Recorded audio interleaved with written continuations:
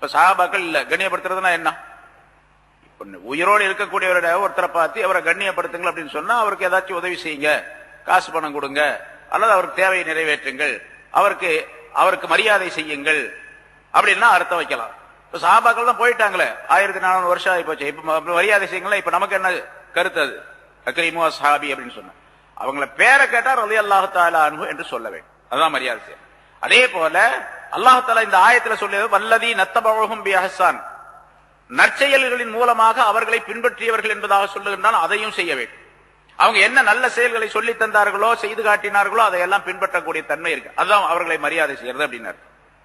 பெற்றோருக்கு மரியாதை செய்யறதுன்னா என்ன அர்த்தம்? அவங்க முன்னால போய் கை கட்டி நிக்கிறது அப்படிங்கிறது மட்டுமல்லவே, அவருடைய பெயர்களை மரியாதையாக சொல்லுவது அப்படிங்கிறது மட்டுமல்லவே, அவங்க என்ன சொல்றாங்களோ அதெல்லாம் கேட்கறது, அதான் மரியாதைன்னு அர்த்தம். பெற்றோருக்கு மரியாதை செய்யறது. ஒரு ஆள் பெற்றோருக்கு மரியாதை செய்யற அப்படின்னு சொல்லிட்டு என்னுடைய தாப்பனார் அப்படிப்பட்டவர் இப்படிப்பட்டவர், தாயார் அப்படிப்பட்டவர் இப்படிப்பட்டவர் சொல்லிட்டு உயர்வாக எல்லாத்தையும் பேசுறான், எல்லாத்தையும் சொல்றான். ஒரு பையன் மகன் சொல்றான், மகள் சொல்றான். ஆனா பெற்றோர் சொல்றது, தாய் சொல்றது, தந்தை சொல்றது ஒண்ணுமே கேட்கறதே கிடையாது. எங்க பாப்பா ரொம்ப நல்லவர், அப்படி செய்வாரு இப்படி செய்வாரு, எனக்கு பிஸ்கட் வாங்கி கொடுப்பாரு, சாக்லேட் வாங்கி கொடுப்பாரு, அது செய்வாரு இது செய்வாரு எல்லாம் சொல்றான். ஆனா சொல்றது மட்டும் கேட்கறதே இல்லை அப்படின்னு சொன்னா இப்ப மரியாதை செய்யறதுன்னு அர்த்தம் வருமா? மரியாதையே அல்ல. இப்ப அக்ரிமு அஸ்ஹாபி, என்னுடைய சஹாபாக்களுக்கு மரியாதை காட்டுங்கள் என்று சொன்னால் இதையெல்லாம் செய்யணும் அப்படின்னாரு. ஃபஇன்னஹும் ஹியாருக்கும், ஏனென்றால் அவர்கள் தான் உங்களிலே மிகச்சிறந்தவர்கள். உங்களிலே மிகச்சிறந்தவர்கள். சஹாபாக்கள் மாதிரி ஒரு சின்ன சஹாபி மாதிரி கூட உலகத்தில் உள்ள எந்த குத்துபுமாக முடியாது இல்லையா? நான் சொல்லியிருக்கிறோம், உலகத்தில் உள்ள எல்லா மனிதர்களும் சேர்ந்து அவுலியாக்களா இருக்காங்கன்னு வச்சுங்க, ஒரு சின்ன சாதாரண சஹாபி இருக்காரு, அவருடைய அந்தஸ்துக்கு வர முடியாது. அதனால ஃபஇன்னஹும் ஹியாருக்கும், உங்களிலே மிகச் சிறந்தவர்கள். அபூ தஹ்தாஹ் என்ற ஒரு சஹாபி இருந்தார். ரசூலுல்லாஹி ஸல்லல்லாஹு அலைஹி வஸல்லம் அவர்களுக்கு ஒரு ஆயத்து வந்தது. அந்த ஆயத்திலே தர்மத்தை பற்றி, சதகாவை பற்றி அந்த ஆயத்து சொல்லப்பட்டது. தர்மம் செய்யக்கூடியவர்களுக்கு என்ன நன்மைகள் உண்டு அப்படின்னு சொல்லி அந்த ஆயத்து சொல்லப்பட்டது. அப்ப அந்த ஆயத்து அவர்கள் கேட்டார்கள், இது எல்லோருக்குமா, குறிப்பாக எல்லோருக்கும் தான். யா ரசூலுல்லாஹ், எனக்கு ஒரு தோட்டம் இருக்கின்றது, அந்த தோட்டத்தை நான் தர்மம் செய்து விடுகின்றேன் அப்படின்னு சொன்னார். அல்லாஹ்வுடைய பாதையில் தர்மம் செய்து. சரின்னு சொன்னார். ரசூலுல்லாஹி ஸல்லல்லாஹு அலைஹி வஸல்லம் தர்மம் செய்து விடுங்கள் அப்படின்னு சொன்னாங்க. அவர் நேராக வந்தார், தோட்டத்துக்கு வந்தார். அந்த தோட்டம் மிகப்பெரிய விசாலமான தோட்டம். அதுல 400 பேரித்த மரங்கள் அல்லது 700 பேரிச்ச மரங்கள் இருக்குது. 400 அல்லது 700, சரி 400 வச்சுங்க, கம்மியாக வச்சுங்க. 400 பேரிச்ச மரம் இருந்துச்சுன்னா எவ்வளவு பெருசா இருக்குது? அவர் எவ்வளவு பெரிய பணக்காரர் அப்போ அந்த காலத்துல. அந்த தோட்டத்துல தான் ஒரு பகுதியில் அவருடைய வீடு இருக்குது. அந்த தோட்டத்துல அவருடைய ஒரு பகுதியில் ஒரு வீடு கட்டியிருக்காரு. அந்த வீட்டுல அவருடைய மனைவி, அவருடைய குழந்தைகள்லாம் இருக்கிறாங்க. ரசூலுல்லாஹி ஸல்லல்லாஹு அலைஹி வஸல்லம் அவர்களிடத்தில் சொல்லிட்டு வந்துட்டார், நான் அல்லாஹ்வுடைய பாதையில என்னுடைய தோட்டத்தை கொடுத்துட்டேன், தர்மம் செஞ்சுட்டேன் அப்படின்னு சொல்லிட்டு வந்துட்டார். எப்ப சொன்னாரோ போய் தர்மம் செஞ்சுட்டேன்னு அர்த்தம். அதுக்கு அவ அப்படி விளங்கினார். தோட்டத்துக்கு வந்தார். தோட்டத்துக்கு வெளியே வந்து நின்று தன்னுடைய மனைவியை கூப்பிடுறாரு. யா உம்மு தஹ்தா அப்படின்னு கூப்பிட்டார். தஹ்தான்னு ஒரு மகன் அப்படின்னு வச்சுங்க. இவர் அபூ தஹ்தா, அவங்க உம்மு தஹ்தா. தஹ்தாவுடைய தந்தை, தஹ்தாவுடைய தாய். இங்க வெளியே வா அப்படின்னு கூப்பிட்டார். வெளியே வந்தாங்க. வந்தவொடனே நான் அல்லாஹு தாலாவுக்காக வேண்டி அல்லாஹ்வுடைய பழியில இந்த தோட்டத்தை தர்மம் செஞ்சுட்டேன், வா வெளியே போலாம் அப்படின்ட்டாங்க. உள்ள கூட தோட்டத்துக்குள்ள கூட போகல. ரசூலுல்லாஹ்ட்ட நான் சொல்லிட்டேன் தர்மம் செஞ்சுட்டேன் அப்படின்னு சொல்லிட்டு, அதனால நீ வெளியே வா அப்படின்ட்டாங்க. அவங்க வெளியே வந்தாங்க.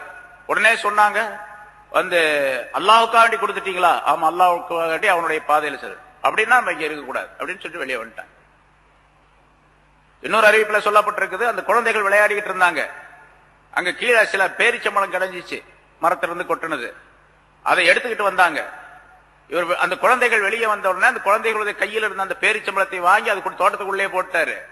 அல்லாஹ்வுடைய பாதையில தர்மம் செஞ்ச பின்னால் அதுல இருந்து ஒரு பழத்தை கூட நம்ம எடுக்க கூடாது அப்படின்னு சொல்லிட்டு கொடுத்துட்டு வந்துட்டார். அவர் அதுக்கு பின்னால பொழைச்சுக்கிட்டாருன்னு வச்சுங்களா, அது வேற விஷயம். இப்ப சஹாபி அப்படின்னு சொன்னா யார் அப்படிங்கிறதுக்கு இலக்கணம் இதுதான்.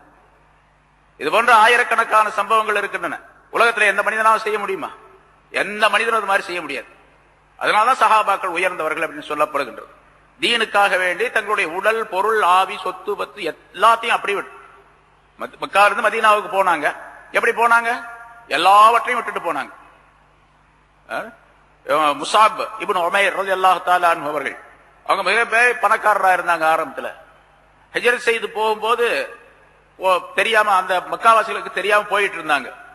வழியில மடக்கி பிடிச்சிட்டாங்க, அவரை மடக்கி பிடிச்சிட்டாங்க இந்த எதிரிகள். போய் நீ மதீனாவுக்கு போகக்கூடாது, உன்னை விடமாட்டோம் அப்படின்னு சொன்னாங்க.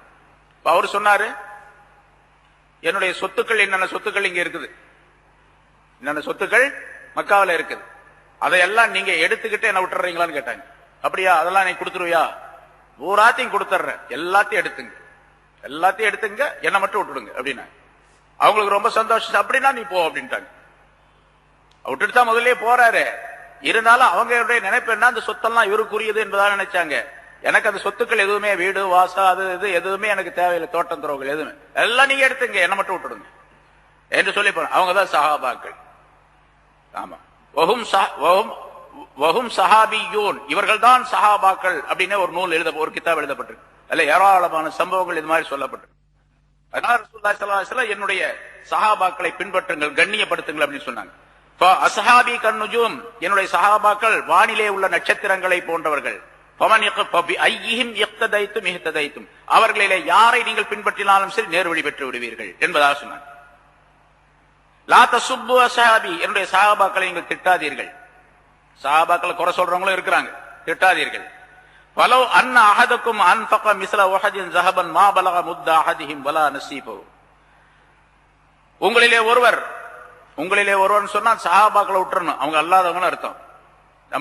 நம்ம வச்சுங்க, உங்களிலே ஒருவர், நம்மளிலே ஒருவர் உஹது மலை அளவுக்கு தங்கத்தை செலவு செய்தாலும், அவர்களிலே ஒருவர் ஒரு கையளவு கோதுமையை செலவு செய்ததற்கு ஈடாக ஆகாது. அதுல பாதி கூட ஆகாது. வலா நஸீபு, அதுல பாதி கூட ஆகாது. ஒரு பிடி கோதுமை அவர் தர்மம் செய்திருந்தால், நம்ம உஹது மலை அளவுக்கு தங்கத்தை செலவு செய்தா அந்த நன்மையை பெற்றுக் கொள்ள முடியாது. ஏன்னா அந்த ஒரு பிடி கோதுமை இஸ்லாத்தை வளர்த்தது அந்த காலத்துல. அது இல்லை என்று சொன்னால் இஸ்லாம் அழிந்து விட்டு இருக்கும். நீங்க உஹது மலை அளவு தங்கத்தை செஞ்சாலும் செலவு செய்தாலும் அந்த தர்மத்தை நீங்க செய்ய முடியாது, அந்த வளர்ச்சி ஏற்படாது உங்களுக்கு. அதனால இன்னொரு ஹதீஸ்ல இப்படி இருக்குது, உஹது மலை அளவுக்கு ஒவ்வொரு நாளும் நீங்கள் தங்கத்தை தர்மம் செய்தாலும், அவர்கள் ஒரு கை அளவு தர்மம் செய்ததை, 2 கை கோதுமை அளவு தர்மம் செய்த அந்த அளவு, அந்த அந்தஸ்தை நீங்கள் அடைய முடியாது, அதுல பாதியை கூட அடைய முடியாது என்பதாக சொன்னார். இன்னொரு ஹதீஸ்ல, இதா ரஅய்துமுல்லதீன யசுப்பூன அஸ்ஹாபி, என்னுடைய சஹாபாக்களை திட்டுவதை, யாராவது திட்டுவதை நீங்கள் பார்த்தால், சஹாபாக்களை யாராவது திட்டுறாங்க, குறை சொல்றாங்கன்னு வச்சுங்க, திட்டுறாங்கன்னா குறை சொல்றாங்க, ஃபகூலு, அவரை பார்த்து நீங்க சொல்லுங்க, லானத்துல்லாஹி அலா ஷர்ரிக்கும், உங்களுடைய தீமையின் மீது அல்லாஹ்வுடைய லானத்து உங்கள் மீது உண்டாவதாக அப்படின்னு சொல்லு.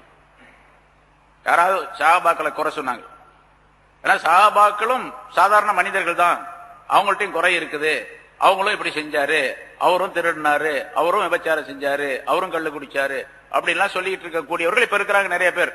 அவங்கள பார்த்து நீங்க என்ன சொல்லுங்க, அல்லாஹ்வுடைய சாபம் உங்களின் மீது ஏற்படட்டும் அப்படின்னு சொல்லு என்று ரசூலுல்லாஹி ஸல்லல்லாஹு அலைஹி வஸல்லம் சொல்லி தருகின்றார். ஏன்னா சஹாபாக்களை திட்டுவது ஹராம், சஹாபாக்களை குறை சொல்வது ஹராம், பெரும்பாவத்தை சார்ந்தது என்பதாக சொல்லப்பட்டு இருக்கின்றது. எப்படி விபச்சாரம் செய்வது, குடிப்பது, வட்டி வாங்குவது எல்லாம் பெரிய பாவங்கள் சொல்றோமோ, அது போன்று சஹாபாக்களை குறை சொல்வதும் பெரிய பாவத்தை சேர்ந்தது.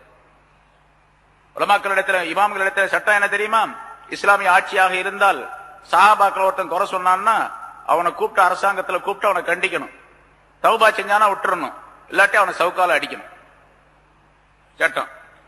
மாலிக் மதுஹப்ல மாலிக் இமாம் சொல்றாங்க, சொல்லணும், இனிமேல் நீ சொல்லக்கூடாது அப்படின்னு. இல்ல நான் அப்படித்தான் சொல்லுவேன் அப்படின்னு சொன்னா கத்தல் பண்ணி நாளை காலி பண்ணிருந்தவன், கொலை செய்து விட வேண்டும். சஹாபாக்களை திட்டினான், சஹாபாக்களை குறை சொன்னார் என்பதாக சொல்லப்பட்டது. இதெல்லாம் சட்டத்தை சேர்ந்தது. அல்லாஹ் தஆலா சஹாபாக்களுக்குத்தான் சொல்லுகின்றான். நிறைய ஆயத்துகள் இருக்கின்றன. முன்னால சூரத்துல் பக்ரால சொல்லப்பட்டது, வலா தகூலு லிமன் யுக்தலு ஃபீ சபீலில்லாஹி அம்வாத். பாருங்க, இறந்து போனார் ஒருத்தர், சாதாரணமா நம்ம போல அவரு மௌத்தா போயிட்டாரு, அவரும் அதே மாதிரி ஒரு பாடி தான் அப்படின்னு சொல்லாதீங்க. சஹாபாக்கள்ல யாராவது இறந்து போயிட்டா அவர் பொதுவாக சாதாரணமாக மௌத்தானவர் அப்படின்னு சொல்லாதீங்க. வலா தகூலு லிமன் யுக்தலு ஃபீ சபீல், அல்லாஹ்வுடைய பாதையிலே கொல்லப்பட்டவர், அதாவது ஷஹீதாக்கப்பட்டவர் இருக்கார், அவர் மௌத்தானவர் என்பதாக சொல்லாதீர்கள். சஹாபாக்கள் ஏராளமானவர்கள் ஷஹீதாக்கப்பட்டார்கள், அவர்கள் எல்லாம் நீங்க சாதாரண மௌத்தானவர்கள் சொல்லாது. பல் அஹ்யாஉன் வலாக்கின் லா யஷ்ஊரூன், எனினும் அல்லாஹ் தஆலா இடத்தில் அவர்கள் உயிரோடு இருக்கின்றார்கள், அதை நீங்கள் தெரிந்து கொள்ள முடியாது, உணர்ந்து கொள்ள முடியாது. இன்னொரு ஆயத்தில் அல்லாஹ் தஆலா அவர்கள் பல் அஹ்யாஉன் இந்த ரப்பிஹிம் யுர்ஸகூன், அவர்கள் தங்களுடைய ரப்பிடத்தில் அவர்கள் உணவு கொடுக்கப்பட்டுக் கொண்டிருக்கின்றார்கள் என்பதாகவும் அல்லாஹ் தஆலா சொல்லுகின்றார். அதனால சஹாபாக்கள் எத்தனை ஆயத்துகள், ஏராளமான நூற்றுக்கணக்கான ஆயத்துகள், நூற்றுக்கணக்கான ஹதீஸ்கள் இருக்கிற சஹாபாக்களுடைய சிறப்புகளை விளக்கி அல்லாஹ் தஆலா சொல்லி காட்டுகின்றார். ரசூலுல்லாஹி ஸல்லல்லாஹு அலைஹி வஸல்லம் குறிப்பிடுகின்றார். அதையெல்லாம் ஒட்டுமொத்தமாக இந்த ஆயத்தின் மூலமாக அல்லாஹ் தஆலா இந்த ஆயத்திலே அந்த கருத்துக்களை எல்லாம் உள்ளடக்கி தெரியப்படுத்துகின்றான். அஸ்ஸாபிகூனல் அவ்வலூன மினல் முஹாஜிரின் வல் அன்சார், முஹாஜிர்களில் இருந்தும் அன்சாரிகளில் இருந்தும், மக்காவாசிகள் மதீனாவாசிகளில் இருந்தும் முந்தி முந்தி ஈமான் கொண்டவர்கள், ஈமானிலே முதலானவர்கள், வல்லதீன தபஊஹும் பிஹஸான், நற்செயல்களின் மூலமாக அவர்களை பின்பற்றியவர்களும். நம்ம இப்படி வழங்கணும், சஹாபாக்களுடைய சொல் செயல் நடவடிக்கைகள் என்னவென்று நமக்கு தெரிகின்றதோ அந்த விஷயத்தில் அப்படியே அவர்களை பின்பற்ற வேண்டும். அப்படி பின்பற்றியவர்கள் ரலியல்லாஹு அன்ஹும் வ ரது அன்ஹு, அல்லாஹ் தஆலா அவர்களை பொருந்திக் கொண்டான், அவர்கள் அல்லாஹ்வை பொருந்திக் கொண்டார்கள். இந்த அல்லாஹ்வுடைய ரில்வான் திரு பொருத்தம் வேண்டும் என்று சொன்னால் சஹாபாக்களை முழுமையாக பின்பற்ற வேண்டும். வா அத்தலஹும் ஜன்னாத்தின் தஜ்ரீ மின் தஹ்திஹல் அன்ஹார், அவர்களுக்கு அல்லாஹ் தஆலா சொர்க்க சோலைகளை தயார் செய்து வைத்து விட்டான். அதற்கு கீழே ஆறுகள் ஓடிக்கொண்டிருக்கும், என்றென்றும் நிரந்தரமாக அதிலே இருப்பார்கள். யாருக்கு அல்லாஹ்வுடைய ரில்வான் திரு பொருத்தம் கிடைத்து சொர்க்கம் பெறக்கூடிய பாக்கியம் ஏற்பட்டு விடுகின்றதோ ஸாலிகல் ஃபௌஸுல் அஸீம், அதுதான் மகத்தான வெற்றி. வெற்றி என்பது இறுதி நிலை. வெற்றியினுடைய இறுதி நிலை என்னவென்று சொன்னால் சொர்க்கம் போய் சேர்வது.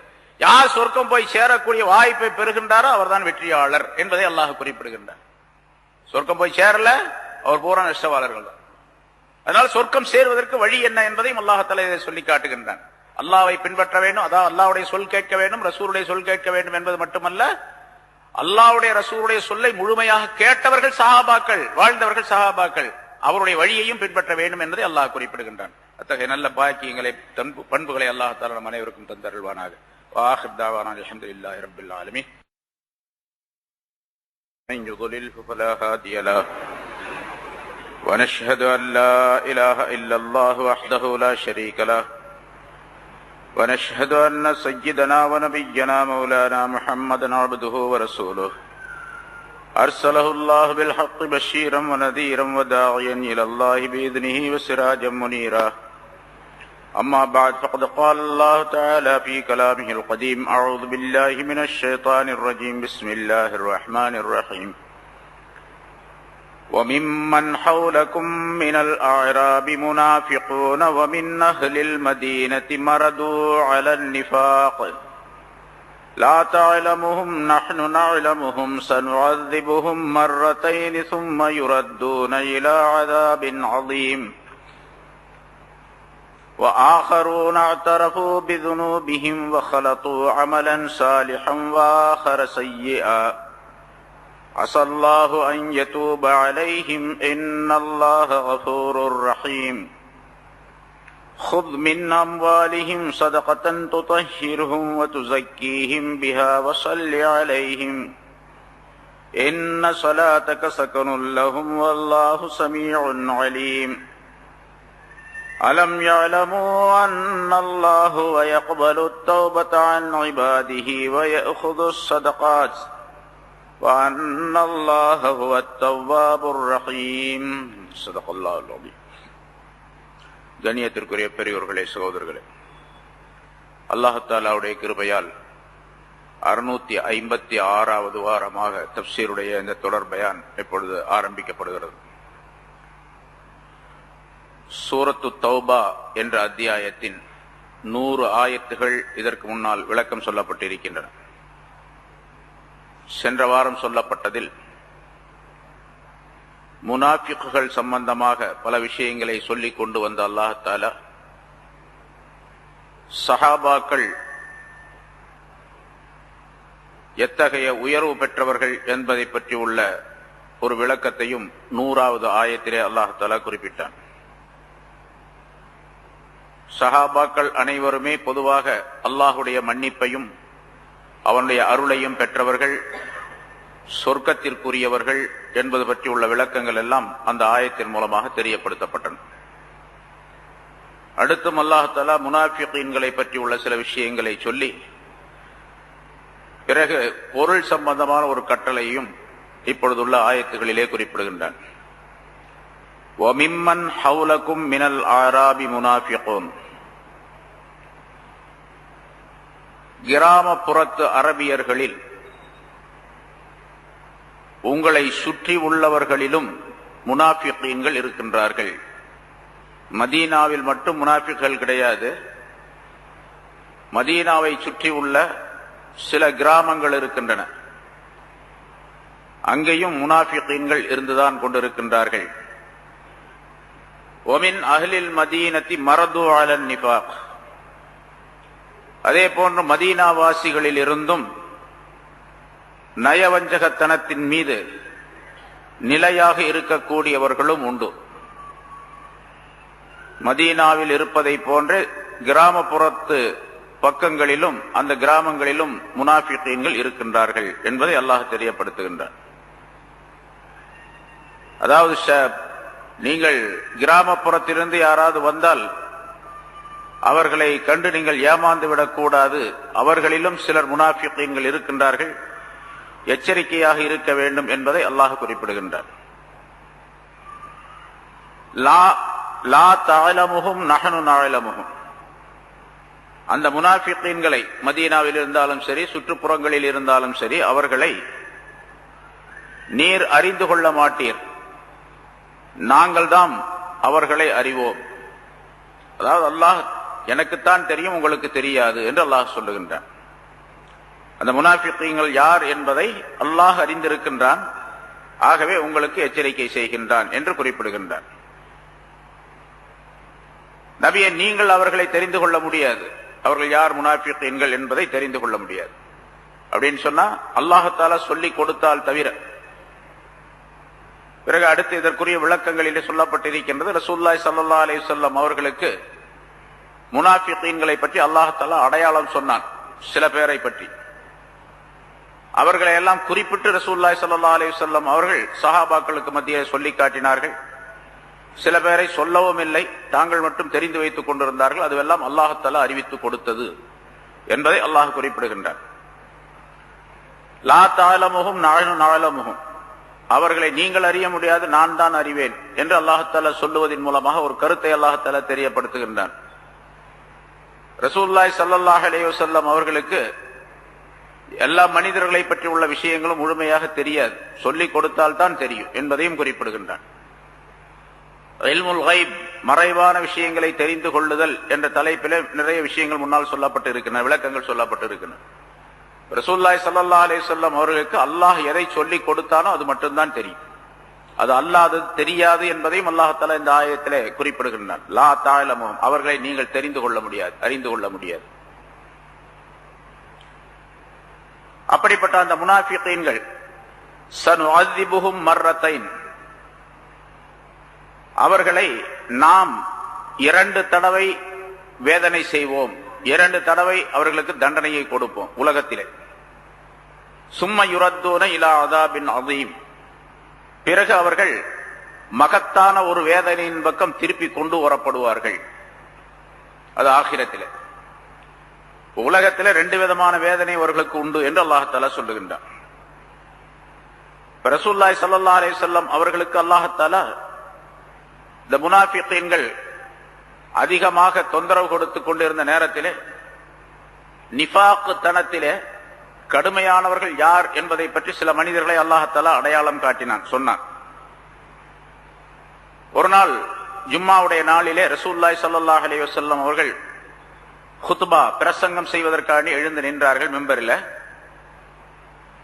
குத்பாவுக்கு இடையிலே சொன்னார்கள்,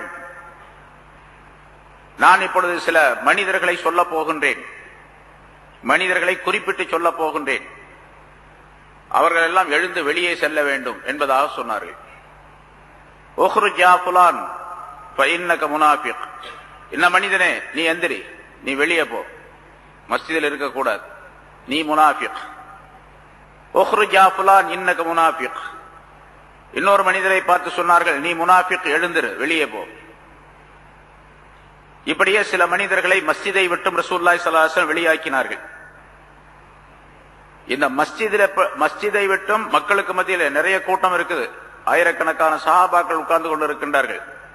இது தபூக் போருக்கு பின்னால் நடந்த நிகழ்ச்சி என்று வைத்துக் கொண்டால் ஹிஜ்ரி 9வது ஆண்டு லட்சக்கணக்கான சஹாபாக்கள் இருப்பார்கள்.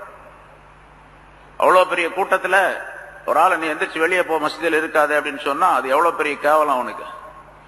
அதுதான் அவனுக்கு தண்டனை உலகத்துல. இப்படி சொல்லியதின் காரணமாக அல்லாஹ் தஆலா ரசூலுல்லாஹி ஸல்லல்லாஹு அலைஹி வஸல்லம் அவர்கள் மூலமாக அவர்களுக்கு ஒரு தண்டனையை கொடுத்தான். இது முதல் தண்டனை.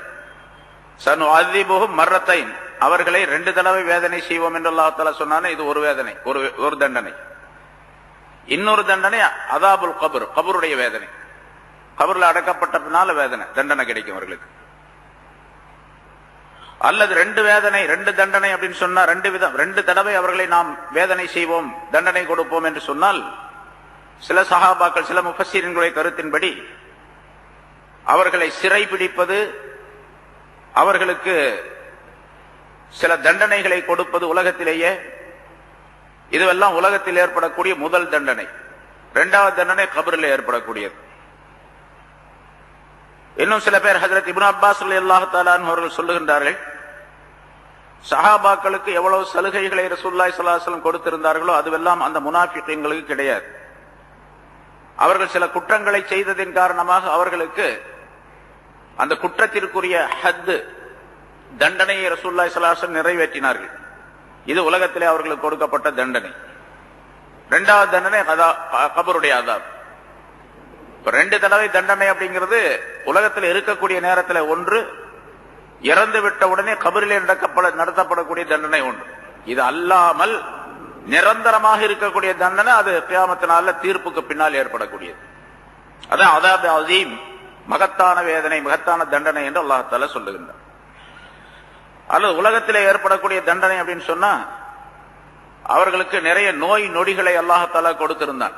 முனாஃபிகீன்களுக்கு பல தடவை பலவிதமான நோய்கள் ஏற்படும். அந்த நோய்கள் ஏற்படுவதே ஒரு விதமான தண்டனை அவனுக்கு. அதாபுல் ஆஹிரா 2வது தண்டனை அப்படின்னு சொன்னா அது கபரில் ஏற்படக்கூடிய தண்டனை என்பதாக சொல்லப்பட்டு இருக்கின்றது. பொதுவாகவே ஒரு சட்டம் உண்டு, முன்னாலும் நிறைய ஆயத்துக்களை சொல்லப்பட்டிருக்கிறது.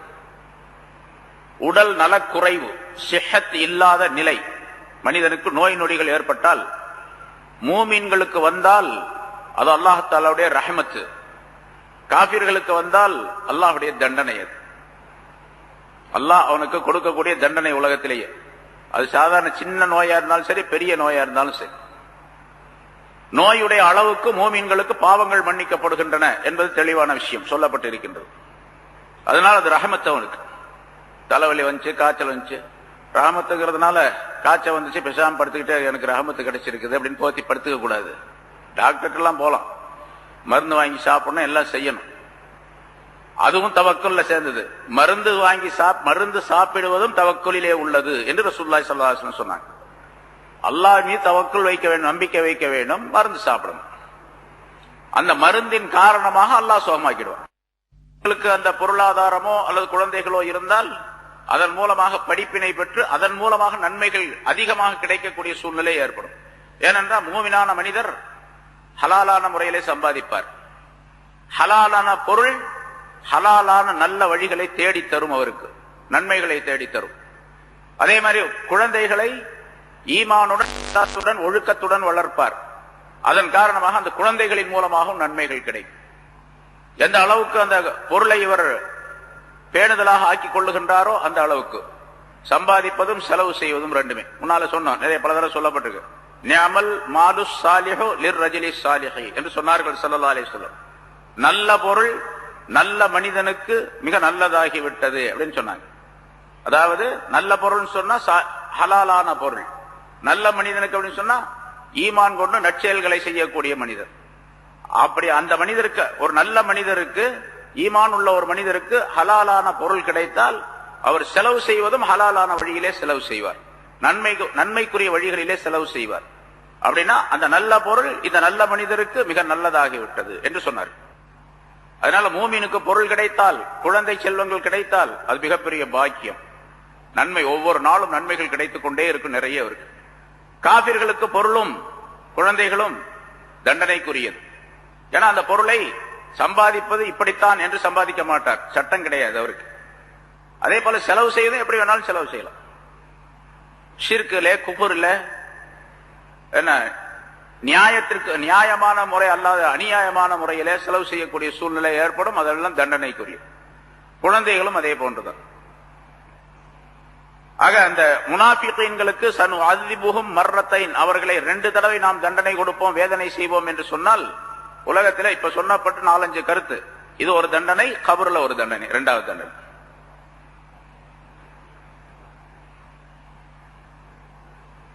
இன்னொரு அறிவிப்பில் இப்படி சொல்லப்பட்டு இருக்கின்றது. ஒரு நாள் ரசூலுல்லாஹி ஸல்லல்லாஹு அலைஹி வஸல்லம் ஜும்மாவில் குத்பா ஓதினார்கள். ஹஜ்ரத் இப்னு மஸ்ஊத் அபூ மஸ்ஊத் ரலியல்லாஹு தஆலா அன்ஹு என்பவர்கள் சொல்லுகின்றார்கள், அந்த குத்பாவை போன்று நான் அவ்வளவு காரசாரமான குத்பாவை, பிரசங்கத்தை நான் பார்த்ததே இல்லை, நபி அவர்கள் சொல்லி பார்த்ததே இல்லை. குத்பா ஓதும் பொழுதே, சொல்லிக் கொண்டிருக்கும் பொழுதே சொன்னார்கள், குத்பா என்று சொன்னா பிரசங்கம், நம்ம பிரசங்கம் செய்யலாம், பிரசங்கம் செய்தார்கள். ஐயுஹன்னா சின்ன மின்கும் முனாஃபிகீன், மனிதர்களே உங்களிலே சில பேர் முனாஃபிகீன்கள் இருக்கின்றார்கள், அவர்களை ஒவ்வொருவராக நான் இப்பொழுது பெயர் சொல்ல போகின்றேன். ஃபமன் சம்மைத்துஹு ஃபல்யகும், நான் இப்பொழுது பெயரை சொன்னால் அவர்கள் உடனே எழுந்து நிற்கவும் வெளியே போய்விடவும் என்பதாக சொன்னார். அப்படியே ரசூலுல்லாஹி ஸல்லல்லாஹு அலைஹி வஸல்லம் பெயரை சொல்ல ஆரம்பித்தார்கள். 36 நபர்களுடைய பெயரை சொல்லி வெளியே அனுப்பிவிட்டார்கள் என்பதாக குறிப்பிடப்படுகின்றது. 36 பேர். முன்னால் உள்ள ஒரு ஆயத்தில் விளக்கம் சொல்லப்பட்டது, அந்த தபூக்கு போரிலே கலந்து கொள்ளாமல் பொய் காரணங்களை சொல்லி தங்கிவிட்ட முனாஃபிகீன்கள் 80 நபர்கள் என்பதாக. அதுல ஒரு 12 பேர் ரசூலுல்லாஹி ஸல்லல்லாஹு அலைஹி வஸல்லம் அவர்களை கொலை செய்து விட வேண்டும் நவுதுபில்லா என்பதற்காக பல திட்டங்கள் தீட்டினார்கள் என்பதாக சொல்லப்பட்டது. அதையெல்லாம் அல்லாஹ் தஆலா சொல்லிக் கொடுத்தான். அவருடைய அந்த தீமையிலிருந்து தப்பித்தது மட்டுமல்லாமல் அவர்கள் என்ன திட்டம் போட்டார்கள் என்பதையும் ரசூலுல்லாஹி ஸல்லல்லாஹு அலைஹி வஸல்லம் அவர்கள் அல்லாஹ் தஆலாவுடைய அறிவிப்பின் மூலமாக அவர்களுக்கு சொல்லி காட்டினார்கள் என்பதாக சொல்லப்பட்டது. ரசூலுல்லாஹி ஸல்லல்லாஹு அலைஹி வஸல்லம் அவர்களிடத்தில் ஒரு மனிதர் வந்தார். ஹஜ்ரத் அபூ தர்தா ரலியல்லாஹு தஆலா அன்ஹு அவர்கள் அறிவிக்கின்றார்கள், ஒரு மனிதர் வந்தார். வந்தவர் சொன்னார், ஈமான் இங்கே இருக்கின்றது, நிஃபாக் இங்கே இருக்கின்றது என்பதாக சொன்னார். ஈமான் இங்கே இருக்கின்றது என்று தன்னுடைய நாக்கை சுட்டிக்காட்டினார். நாக்கை சுட்டிக்காட்டினார். நிஃபாக் நயவஞ்சகத்தனம் இங்கே இருக்கின்றது என்று தன்னுடைய கல்வை சுட்டிக்காட்டினார். அவர் சொன்னார், வலம் யذ்குரில்லாஹ இல்லா கலீலா. அப்ப நிஃபாக் என்ற நயவஞ்சகத்தனம் கல்விலே இருப்பதின் காரணமாகத்தான் அல்லாஹ் தஆலா அவரை பற்றி இப்படி சொல்லுகின்றான். அந்த முனாஃபிகீன்களை பற்றி அல்லாஹுவை மிக குறைவாகத்தான் அவர்கள் திக்ர் செய்வார்கள், நினைவு கூறுவார்கள் என்பதாக. முன்னால் உள்ள ஆயத்தில் சூரத் நிசா நினைக்கிறேன், சூரத் ஆல இம்ரான்ல சொல்லப்பட்டது. அவர்கள் தொழுதால் இதா காமு இலஸ் ஸலாத்தி காமு குஸாலா, தொழுகைக்கு நின்றால் சோம்பேறிகளாக நிற்பார்கள். வலா யذ்குரூனல்லாஹ இல்லா கலீலா, அல்லாஹ்வை ரொம்ப குறைவாகத்தான் நினைவு கூறுவார்கள். அதாவது அல்லாஹ்வை அதிகமாக நினைக்கவே மாட்டாங்க, தொழுகையில் நின்றா மற்ற நேரங்களில் நினைவு கூற மாட்டார்கள் என்று அல்லாஹ் தஆலா சொன்னார். இவர் அதை சொல்லுகின்றார். அந்த மனிதர், வந்த மனிதர் சொன்னார் இப்படி. ரசூலுல்லாஹி ஸல்லல்லாஹு அலைஹி வஸல்லம் அவர்கள் சொன்னார்கள், இவர் வந்தவர் அந்த முனாஃபிக், ஒரு முனாஃபிகான மனிதன் எப்படி இருப்பான் என்று சொல்லுகின்றார். அப்படின்னு சொன்னா இவர் தவறான கருத்தை சொல்லுகின்றார் என்பதை ரசூலுல்லாஹி ஸல்லல்லாஹு அலைஹி வஸல்லம் விளங்கிக் கொண்டார்கள். அதாவது நிஃபாக் அங்க இருக்குது, நாக்குல திக்ர் இருக்குது, ஈமான் இருக்குது அப்படின்னு சொன்னது இருக்கின்றது, அது அவருக்கு சரியான ஈமான் இல்லை என்பதை சுட்டிக்காட்டுவதாக அமைந்திருக்கின்றது என்று விளக்கம் தருகின்றார்கள். யார் சொன்னாரோ அவருக்கு, அவர் பேர் ஹுர்முலா என்பதாக பெயர் சொல்லப்பட்டிருக்கின்றது. ரசூலுல்லாஹி ஸல்லல்லாஹு அலைஹி வஸல்லம் அவர்கள் அவருக்கு சொன்னார்கள், அவருக்கு ஒரு துஆ செய்தார்கள். அல்லாஹும்ம ஜஅல் லஹு லிசானன் ஸாக்கிரன் வ கல்பன் ஷாக்கிரா.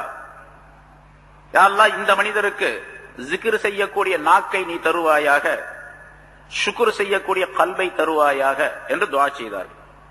வர்ஸுக்ஹு ஹுப்பி வ ஹுப்ப மன் யுஹிப்புனி வஸய்யிர் அம்ரஹு இலா கைர்.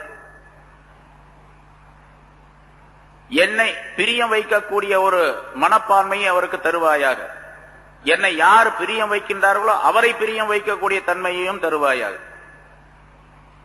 துஆ ரசூலுல்லாஹி ஸல்லல்லாஹு அலைஹி வஸல்லம் சொன்ன துஆ சொல்லப்பட்டிருக்கின்றது. அல்லாஹும்ம இன்னி அஸ்அலுக ஹுப்பக, யா அல்லாஹ் உன்னிடத்தில் உன்னுடைய அன்பை நான் வேண்டுகின்றேன்.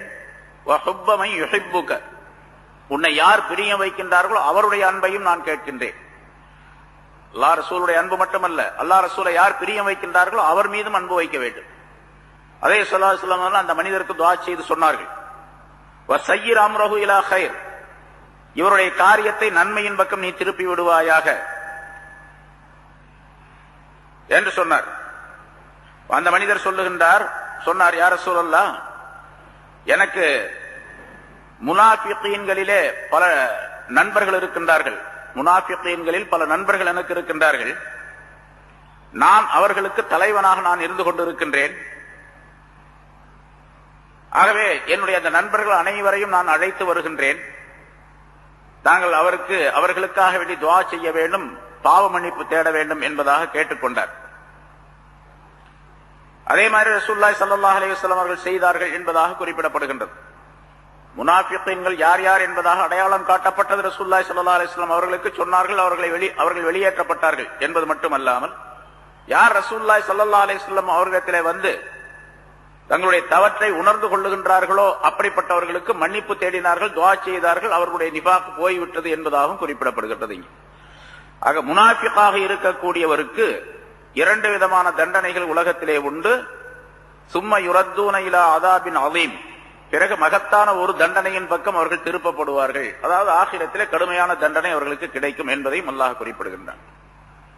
வஆஹரூன அஅ்தரஃபு, அதாவது முனாஃபிகீன்களிலே ஒரு சாரார் இப்படி, இன்னொரு சாரார் வஆஹரூன அஅ்தரஃபு பிதுனூபிஹிம் ஹலத்து அமலன் சாலிஹா, மற்றொரு கூட்டத்தினர், முனாஃபிகீன்களே இன்னொரு கூட்டத்தினர் தங்களுடைய குற்றங்களை ரசூலுல்லாஹி ஸல்லல்லாஹு அலைஹி வஸல்லம் அவர்களிடத்தில் வந்து உறுதிப்படுத்தி தெரியப்படுத்தினார்கள். நாங்கள் என்னென்ன பாவங்கள் செய்து விட்டோம் தெரியாமல் என்பதாக சொன்னார்கள். யஅ்தரஃபு பிதுனூபிஹிம், தங்களுடைய பாவங்களை அவர்கள் விண்ணப்பித்தார்கள், சொல்லிக் கொண்டார்கள். ஹலத்து அமலன் சாலிஹன் வஆஹர சய்யிஆ, நல்ல செயல்களுடன் வேறு சில தீய செயல்களையும் அவர்கள் கலந்து விட்டார்கள். அப்படிப்பட்டவர்களும் அந்த முனாஃபிகீன்களிலே இருக்கின்றார்கள் என்பதாக சொல்லுகின்றார். இரண்டாவது சாரார் முனாஃபிகீன்களே இன்னொரு சாரார் இப்படி இருக்கின்றார்கள். பாவங்களை செய்தால் அந்த பாவங்கள் நாங்கள் செய்து விட்டோம் என்பதாக வந்து ரசூலுல்லாஹி ஸல்லல்லாஹு அலைஹி வஸல்லம் இடத்திலே சொல்லுவார்கள், விண்ணப்பித்துக் கொள்வார்கள். அதான் முதல்ல அந்த மனிதர் சொன்னமே அது மாதிரி அவர்கள் என்ன செய்வார்கள், நல்ல செயல்களையும் செய்வார்கள், தீமைகளையும் செய்வார்கள், ரெண்டையும் கலந்து செஞ்சுக்கிட்டே இருப்பாங்க. இவர்களுக்கு அல்லாஹ் தஆலா மன்னிப்பை வழங்குவான் என்பதாக அல்லாஹ் குறிப்பிடுகின்றான்.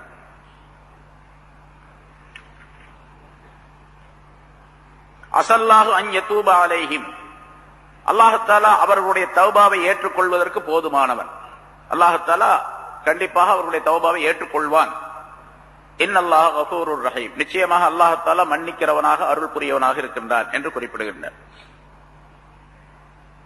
இந்த ஆயத்து இருக்கின்றது இது அதே முனாஃபிகீன்களுடைய விஷயத்தில். ஆனால் அவர்கள் இந்த முந்தி சொல்லப்பட்ட முனாஃபிகீன்களை போன்று அல்ல. அலட்சியத்தின் காரணமாக தபூக்கு போருக்கு போகாமல் தங்களை ஊரிலேயே தடுத்துக் கொண்டவர்கள், ஊரிலேயே இருந்து விட்டவர்கள். இவர் அவங்க 10 பேர் என்பதாக சொல்லப்பட்டிருக்கின்றது. 10 நபர்கள் அப்படி இருந்து விட்டார்கள். ஆனா ஒரிஜினலான முனாஃபிக் என்று சொன்னோமே அவர்கள் அல்ல. இவங்க நல்லதையும் செஞ்சாங்க, கெட்டதையும் செஞ்சாங்க, ரெண்டையும் சேர்ந்து கலந்து செஞ்சுக்கிட்டே இருக்கிறாங்க இவங்க. அதனால இந்த தபூக்கு போருடைய நேரத்தில் நம்ம போகாம இருக்கிறதுனால என்ன வந்துட போது, 30,000 பேர் போறாங்க, நம்ம ஒரு 10 பேர் போகாம இருக்கிறதுனால என்ன வந்துருது என்று ஊர்ல தங்கிட்டாங்க அலட்சியத்தின் காரணமாக. அதுல பின்னால இன்னொரு ஆயத்து வருகின்றது. அதுல 3 பேர் குறிப்பாக அவர்களுடைய விஷயத்திலே கடுமையான நடவடிக்கை ரசூலுல்லாஹி ஸல்லல்லாஹு அலைஹி வஸல்லம் எடுத்தார்கள். அல்லாஹ் தஆலா அவர்களை பற்றிய அந்த ஆயத்தை இறக்கி வைத்தான். பின்னால வரும். இங்க இந்த மனிதர்கள் என்ன பண்ணாங்கன்னா, இந்த 10 பேர் இருக்கிறார்களே இவர்கள் குறிப்பாக அபு லுபாபா ரலியல்லாஹு தஆலா என்ற ஒரு சஹாபி, அன்சாரியை சார்ந்தவர்கள். இவர்கள் மிக சிறந்த சஹாபியாகத்தான் இருந்தார். ஆனா அந்த தபூக்கு போருக்கு போகல. அவர்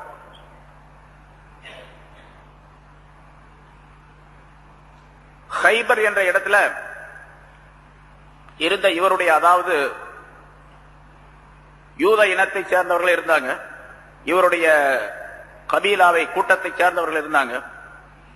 ரசூலுல்லாஹி ஸல்லல்லாஹு அலைஹி வஸல்லம் அவர்கள் அபூ லுபாபாவுடைய கூட்டத்தை சார்ந்தவர்களுக்கு சில தண்டனைகளை கொடுக்க வேண்டும் என்பதாக நினைத்தார்கள். ஹைபர் பகுதியிலே இருந்த அவர்களுக்கு பனு குரைலா என்று அவர்களுக்கு சொல்லப்படும். அபூ லுபாபா பனு குரைலாவுடைய நேசராக அவருக்கு அவருடைய கூட்டத்தை சார்ந்தவராக இருந்தார். போர் சம்பந்தமான விஷயங்களிலே ரசூலுல்லாஹி ஸல்லல்லாஹு அலைஹி வஸல்லம் அவர்களுடன் போர் செய்ய வேண்டும், போர் செய்ய போகின்றார்கள் என்ற விஷயத்தில் அவர்களிடத்தில் பேச வேண்டும் என்பதற்காக ரசூலுல்லாஹி ஸல்லல்லாஹு அலைஹி வஸல்லம் அபூ லுபாவை அனுப்பி வைத்திருந்தார்கள் ஒரு தடவை. அப்ப அந்த பனு குறைலா இடத்துல பேசிக் கொண்டிருக்கக்கூடிய நேரத்தில் அவர்கள் கேட்டார், பனு குறைலா கேட்கின்றார்கள், ரசூலுல்லாஹி ஸல்லல்லாஹு அலைஹி வஸல்லம் அவர்கள் எங்களுடைய விஷயத்திலே என்ன முடிவெடுத்திருக்கின்றார்கள் என்பதாக. இவங்க பேசினது போக சொன்னது முஸ்லிம்களிடத்தில் போரிடாமல் இருக்க வேண்டும் என்று சொன்னால் ஒன்னு கலிமா சொல்லி இஸ்லாத்திற்கு வர வேண்டும், அல்லது நாங்கள் கலிமா சொல்ல மாட்டோம் அப்படின்னு சொன்னா அவர்கள் முஸ்லிம்களுக்கு வரி கட்ட வேண்டும், அதாவது ஜிஸியா கொடுக்க வேண்டும். இந்த ரெண்டும் முடியாது அப்படின்னு சொன்னா போருக்கு தயாராகுங்கள் என்று சொல்லப்படும். அப்பொழுதுதான் மூணு விஷயத்தில் ஒன்றை செய்யுமாறு ரசூலுல்லாஹி ஸல்லல்லாஹு அலைஹி வஸல்லம் படைகளுக்கு, படை தளபதிகளுக்கு சொல்லி அனுப்புவார்கள். முதல்ல போங்க, ஒரு ஊருக்கு பக்கத்துல தங்குங்க, அந்த ஊர்ல எந்த ஊருக்கு போருக்கு போறாங்களோ, போருக்கு போறதுன்னா அவங்க முஸ்லிம்களையும் இஸ்லாத்தையும் அழிக்க வேண்டும், இவர்களிடத்தில் போர் செய்ய வேண்டும் என்பதாக முதல்ல முடிவு செய்திருப்பார்கள். அந்த தகவல் தெரிஞ்ச பின்னால்தான் அந்த படைகளை அனுப்புவாங்க. போய் நீங்க வெளியே தங்கிக்கிங்க ஒரு இடத்துல, அந்த ஊர்ல பாங்கு சத்தம் கேட்டால் நீங்கள் உள்ளே நுழையக்கூடாது. ஏன்னா அவர்கள் அங்கு இஸ்லாம் முஸ்லீம் இருக்கின்றார்கள் என்பதாக, முஸ்லிம்கள் சிலர் இருக்கின்றார்கள் என்று பொருள். பாங்கு சத்தம் கேட்டா உள்ள போகக்கூடாது. பாங்கு சத்தம் கேட்கல அப்படின்னு சொன்னா நீங்க ஊருக்குள்ள போகணும், இஸ்லாத்தை பற்றி சொல்லணும். லா இலாஹ இல்லல்லாஹ் கலிமா சொல்லுங்க, அல்லாஹ்வை நம்புங்கள், இந்த சிலை தெய்வங்களை விட்டு விடுங்கள், அல்லாஹ்வுக்கு இணை வைக்க கூடாது என்றெல்லாம் இஸ்லாத்தை பற்றி போதனை செய்யுங்கள். அவர்கள் ஏற்றுக்கொண்டால் உங்களோடு ஒருவராக அவரும் ஆகிவிடுவார், உங்களை போன்றே அவர்களும் ஆகிவிடுவார்கள். உங்களுக்கு என்ன லாபம் கிடைக்கின்றதோ அந்த லாபம் எல்லாம் அவர்களுக்கு கிடைக்கும். உங்களுக்கு என்ன நஷ்டம் ஏற்படுதோ அந்த நஷ்டம் எல்லாம் அவருக்கு, உங்களுடைய சகோதரர்கள் அவர்கள். இஸ்லாத்தை ஏற்றுக்கொண்டார். இஸ்லாத்தை ஏற்றுக்கொள்ளாவிட்டால் முஸ்லிம்களுக்கு கட்டுப்பட்டு ரசூலுல்லாஹி ஸல்லல்லாஹு அலைஹி வஸல்லம் ஆட்சியின் கீழே நீங்கள் இருக்க வேண்டும் அப்படின்னு சொல்லுங்க. அதுக்கு என்ன செய்யணும்னு கேட்டா, நீங்க வருஷத்துக்கு ஒரு தடவை வரி கட்டணும், ஜிஸியா. அவருடைய பொருளாதாரத்தை பொறுத்து எவ்வளவு கொடுக்க வேண்டும் என்பதாக ரசூலுல்லாஹி ஸல்லல்லாஹு அலைஹி வஸல்லம் முடிவு செய்வார்கள். அந்த முடிவுப்படி வருஷம் அந்த கப்பம் கட்டி ஜிஸியாவை கட்டிக்கொண்டே இருக்க வேண்டும். இது அவர்கள் முஸ்லிம்களுக்கு அடங்கி நடக்கின்றார்கள், இவர்கள் மீது நாங்கள் போர் தொடுக்க மாட்டோம் என்பதற்கு உத்தரவாதமான விஷயம். அதெல்லாம் முடியாது, வரியெல்லாம் கட்ட முடியாது, ஜிஸியா கொடுக்க முடியாதுன்னு சொன்னாங்க. அவங்க மட்டும் போர் தொடுங்க. அப்படி போர் தொடுத்தால் அங்க இருக்கக்கூடிய பெண்களை நீங்கள் எதுவும் செய்யக்கூடாது, முதியவர்களை எதுவும் செய்யக்கூடாது, குழந்தைகளை கொலை செய்யக்கூடாது, அந்த ஊரிலே உள்ள மரங்களை வெட்டக்கூடாது, பழங்கள் தரக்கூடிய மரங்களுக்கு சேதம் விளைவிக்க கூடாது, கால்நடைகளுக்கு எந்த விதமான துன்பங்களும் தரக்கூடாது. யார் போருக்கு வருகின்றார்களோ அந்த வாலிபர்கள் மட்டும், அவர்களிடத்தில் மட்டுமே நீங்கள் போரிட வேண்டும், வேற யாரிடத்திலும் செய்யக்கூடாது. போருக்கு வர்றவங்க வாலிபர்களா தான் இருப்பாங்க, வயோதிகள்லாம் ஊர்ல இருப்பாங்க, பெண்கள் குழந்தைகள் எல்லாம், ஆடு மாடு எல்லாம் ஊர்ல இருக்கு. தோட்டம் துறவுகளை எல்லாம் வெட்டக்கூடாது, சேதப்படுத்தக்கூடாது, எந்த விதமான நாசப்படுத்தக்கூடாது. இந்த உபதேசங்களை எல்லாம் சொல்லி அனுப்புவார்கள் ரசூலுல்லாஹி ஸல்லல்லாஹு அலைஹி வஸல்லம் அவர்கள். அது மாதிரி இந்த அபூ லுபாபா சொல்லி ஒரு சமாதானத்துக்காக வேண்டி அனுப்புனாங்க. எங்க விஷயத்துல ரசூலுல்லாஹ் என்ன நினைச்சிருக்கிறாங்க அப்படின்னு அவங்க கேட்க, இவர் என்ன பண்ணாரு, இவருடைய நெருங்கிய உறவினர்களாக, சொந்தக்காரர்களாக, நேசர்களாக இருப்பதின் காரணமாக அவர் என்ன பண்ணாரு, டைரக்டா வார்த்தையை சொல்லாம கைய கழுத்தின் பக்கம் வச்சு இப்படியே அப்படின்னு சொன்னார். உங்களை வெட்டுறதுக்காண்டி காத்திருக்கிறாங்க ரசூலுல்லாஹ் அப்படின்னு சொன்னபடி கேட்கல அப்படின்னு சொன்னா நீங்க எல்லாம் கத்தல் செய்யப்படுவீர்கள் அப்படின்னு சொல்றதுக்காண்டி இஷாரா செஞ்சிட்டார். இஷாரா செய்த உடனே அவருக்கு பயம் வந்துருச்சு. ஆஹா, ராஜ துரோகம் இது இல்லையா? ஒரு நாட்டில இருந்து இன்னொரு நாட்டுக்கு போய், ஒரு அரசாங்கத்திலிருந்து இன்னொரு அரசாங்கத்திற்கு போய், எங்க நான் இருக்கிற அரசாங்கத்துல உங்களை எல்லாம் கொலை செய்ய போறாங்க அப்படின்னு சொன்னா அவனை என்ன பண்ணுவாங்க? இப்போ உடனே தூக்கில போட்டுருவாங்க, உடனே மரண தண்டனை, வேற விசாரணையே கிடையாது. இப்போ இந்தியாவில இருந்து ஒருத்தன் அமெரிக்காவுக்கு போறான், இந்தியாவில் எங்க அரசாங்கத்துல எல்லா பாமும் வச்சிருக்காங்க, எல்லா இதுவும் வச்சிருக்காங்க, நீங்க என்ன சதாம் ஹுசேனை மட்டும் தூக்கில போட்டீங்களா, எங்க ஆள்லாம் நிறைய வச்சிருக்கு அப்படின்னு போய் சொன்னான்னு வச்சுங்க, அந்த ஆளை பிடிச்சிட்டு வந்துட்டாங்க. என்ன பண்ணுவாங்க? சுப்ரீம் கோர்ட்ல விசாரணைக்கா போடுவாங்க? விசாரணை எல்லாம் உடனே கால் காலி. அபூ லுபாபாவுக்கு பயம் வந்துருச்சு. வந்தார், திரும்ப மதீனாவுக்கு வந்துட்டார். வந்த பிறகும் இவருக்கு அதே கவலையா இருந்துச்சு. அல்லாஹ் தஆலா ரசூலுல்லாஹி ஸல்லல்லாஹு அலைஹி வஸல்லம் அவர்களுக்கு இந்த செய்தியை சொல்லிட்டான், இந்த மாதிரி அபூ லுபாபா இப்படி செஞ்சிட்டார் அப்படின்னு. அல்லாஹ் தஆலா வஹி வந்துகிட்டே இருக்க, இந்த மாதிரி செஞ்சிட்டார் அப்படின்னு சொல்லிட்டு ரசூலுல்லாஹி ஸல்லல்லாஹு அலைஹி வஸல்லம் ரசூலுல்லாஹி ஸல்லல்லாஹு அலைஹி வஸல்லமுக்கு தெரியல அப்படின்னு ஒரு இங்க வர்றாரு, போறாரு, தொழுகிறாரு, எல்லாம் செய்யறாரு. ரசூலுல்லாஹி ஸல்லல்லாஹு அலைஹி வஸல்லம் அவரை கூப்பிட்டு, கழுத்தின் பக்கம் கைய வச்சு காட்டிங்களா, அந்த கையை என்ன ஆச்சு அப்படின்னு கேட்டாங்க. அவருக்கு பயம் வந்துருச்சு, அல்லாஹ்வுடைய பயம் வந்துருச்சு. உடனே அவர் என்ன பண்ணாரு, மதீனாவில் ஒரு தூண், இப்போ பேரே அபூலுபா தூண், அதாவது உஸ்துவானத்தை அபூலுபா அபீலுபாபா அப்படின்னா அந்த தூணுக்கு பேர். அந்த தூண்ல போய் தன்னை கட்டி வைக்க சொல்லிட்டாரு, இருந்தவங்ககிட்ட நான் கைத்தை போட்டு என்ன கட்டிடுங்க அப்படின்ட்டு. ஒண்ணு நான் இப்படியே இருந்து மௌத்தாயிடணும், அல்லது என்னுடைய விஷயத்துல அல்லாஹ் தஆலா ஏதாவது செய்தி அனுப்பி என்னுடைய தௌபாவை ஏற்றுக்கொள்ளணும் அப்படின்னு சொல்லி கட்டி வச்சுக்கிட்டார். ரசூலுல்லாஹ் ஆனா எதுவுமே சாப்பிடல, எதுவும் குடிக்கிறது இல்ல, சாப்பிடுறது குடிக்கிறது எதுவும் கிடையாது. தொழுகிற நேரத்துக்கு மட்டும் அவுத்து விட சொல்லுவாரு, தொழுவாரு, திரும்ப போய் கட்டி வச்சிருவாங்க, அப்படியே செஞ்சுட்டு. ரசூலுல்லாஹ் போவாங்க வருவாங்க, அந்த வீட்டு பக்கம் தான் ரசூலுல்லாஹி ஸல்லல்லாஹு அலைஹி வஸல்லத்துடைய வாசல் பக்கத்துல தான் அந்த தூண். இப்போ வரவங்க தெரியும், அந்த இடத்துல தான் ரௌலத்துல் ஜன்னா என்ற பகுதியில் அந்த தூண் இருக்குது, கட்டி வச்சுக்குவார். இப்படியே இருந்தார். ரசூலுல்லாஹ் போவாங்க வருவாங்க, பார்ப்பாங்க. ரசூலுல்லாஹி ஸல்லல்லாஹு அலைஹி வஸல்லம் அவர்களுக்கு ஆரம்பத்திலேயே இவர் வந்து சலாம் சொன்னார், ரசூலுல்லாஹ் பதிலும் சொல்லல. அதுல இருந்தே தெரிஞ்சுக்கிட்டாங்க ரசூலுல்லாஹி ஸல்லல்லாஹு அலைஹி வஸல்லம் மீது ரொம்ப கோபமா இருக்கிறாங்க அப்படின்னு சொல்லி. ரசூல் கோபமா இருந்தா அல்லாஹ்வுடைய கோபத்துக்கு உரியது. அதனால அவர் என்ன பண்ணாரு, ஸல்லல்லாஹு அலைஹி வஸல்லம் இந்த செய்தி சொல்லப்பட்டவர் சாப்பிடறது இல்ல, குடிக்கிறது இல்ல, தன்னை கட்டி வச்சுக்கிட்டாரு அப்படின்னு சொல்லிட்டு ரசூலுல்லாஹி ஸல்லல்லாஹு அலைஹி வஸல்லம் சொன்னாங்க, அவர் ஏதாவது பாவ மன்னிப்பு தேடி என்கிட்ட வந்திருந்தாருன்னு சொன்னா அல்லாஹ்விட்ட நான் சிபாரிசு செய்யலாம், அல்லாஹ்ட்ட மன்னிப்பு தேட சொல்லலாம். அவரா அவருக்குள்ள தண்டனை நிர்ணயம் பண்ணிக்கிட்டார், அவராக அவருடைய தண்டனை நிர்ணயம் பண்ணி தூண்ல கட்டி வச்சுக்கிட்டார். நான் ஒன்னும் பண்ண முடியாது, அல்லாஹ்வுடைய உத்தரவு வர்ற வரைக்கும் அப்படின்ட்டாங்க. பிறகு அல்லாஹ் தஆலாவுடைய ஆயத்து வந்தது, அவருடைய தௌபாவை அல்லாஹ் தஆலா ஏற்றுக்கொண்டான். அந்த ஆயத்தை ரசூலுல்லாஹி ஸல்லல்லாஹு அலைஹி வஸல்லம் மக்களுக்கு மத்தியில சொன்னாங்க சஹாபாக்கள் இடத்துல. ஒரு சஹாபி வேகமாக போய் உங்க விஷயத்தில் அல்லாஹ் தஆலா தௌபாவை ஏற்றுக்கொண்டதாக இந்த ஆயத்து வந்திருக்கின்றது என்று ஒரு ஆயத்தை சொன்னாங்க. உங்களை அவுத்து விட்டுமான்னு கேட்டாங்க. அது முடியாது, ரசூலுல்லாஹி ஸல்லல்லாஹு அலைஹி வஸல்லம் அவங்க வந்து அவங்க கையால என்ன அவுத்து விட்டா தான் நான் என்னுடைய இதை விடுதலை செய்து கொள்வேன் அப்படின்னு சொன்னார். ரசூலுல்லாஹி ஸல்லல்லாஹு அலைஹி வஸல்லம் சொல்லப்பட்டது, நபி அவர்கள் வந்தாங்க, அவுத்து விட்டாங்க. அதுக்கு பிறகு அவருடைய தௌபா ஏற்றுக்கொள்ளப்பட்டது என்பது சரித்திரம். சரி, இந்த அபூலுபாவுடைய சம்பவம் ஹைபர் போரின் போது நடந்தது அப்படின்னு சொல்லிட்டு ஒரு கருத்து, இங்க தபூக் போரின் போது நடந்தது என்பதாக இன்னொரு கருத்து. ஆனா தபூக் போருக்கு இவர் போகாம தங்கி விட்டார், அதனால இந்த நிகழ்ச்சி நடந்தது என்பதால். இவரோடு சேர்ந்து இன்னும் சில பேர் இருந்தாங்க.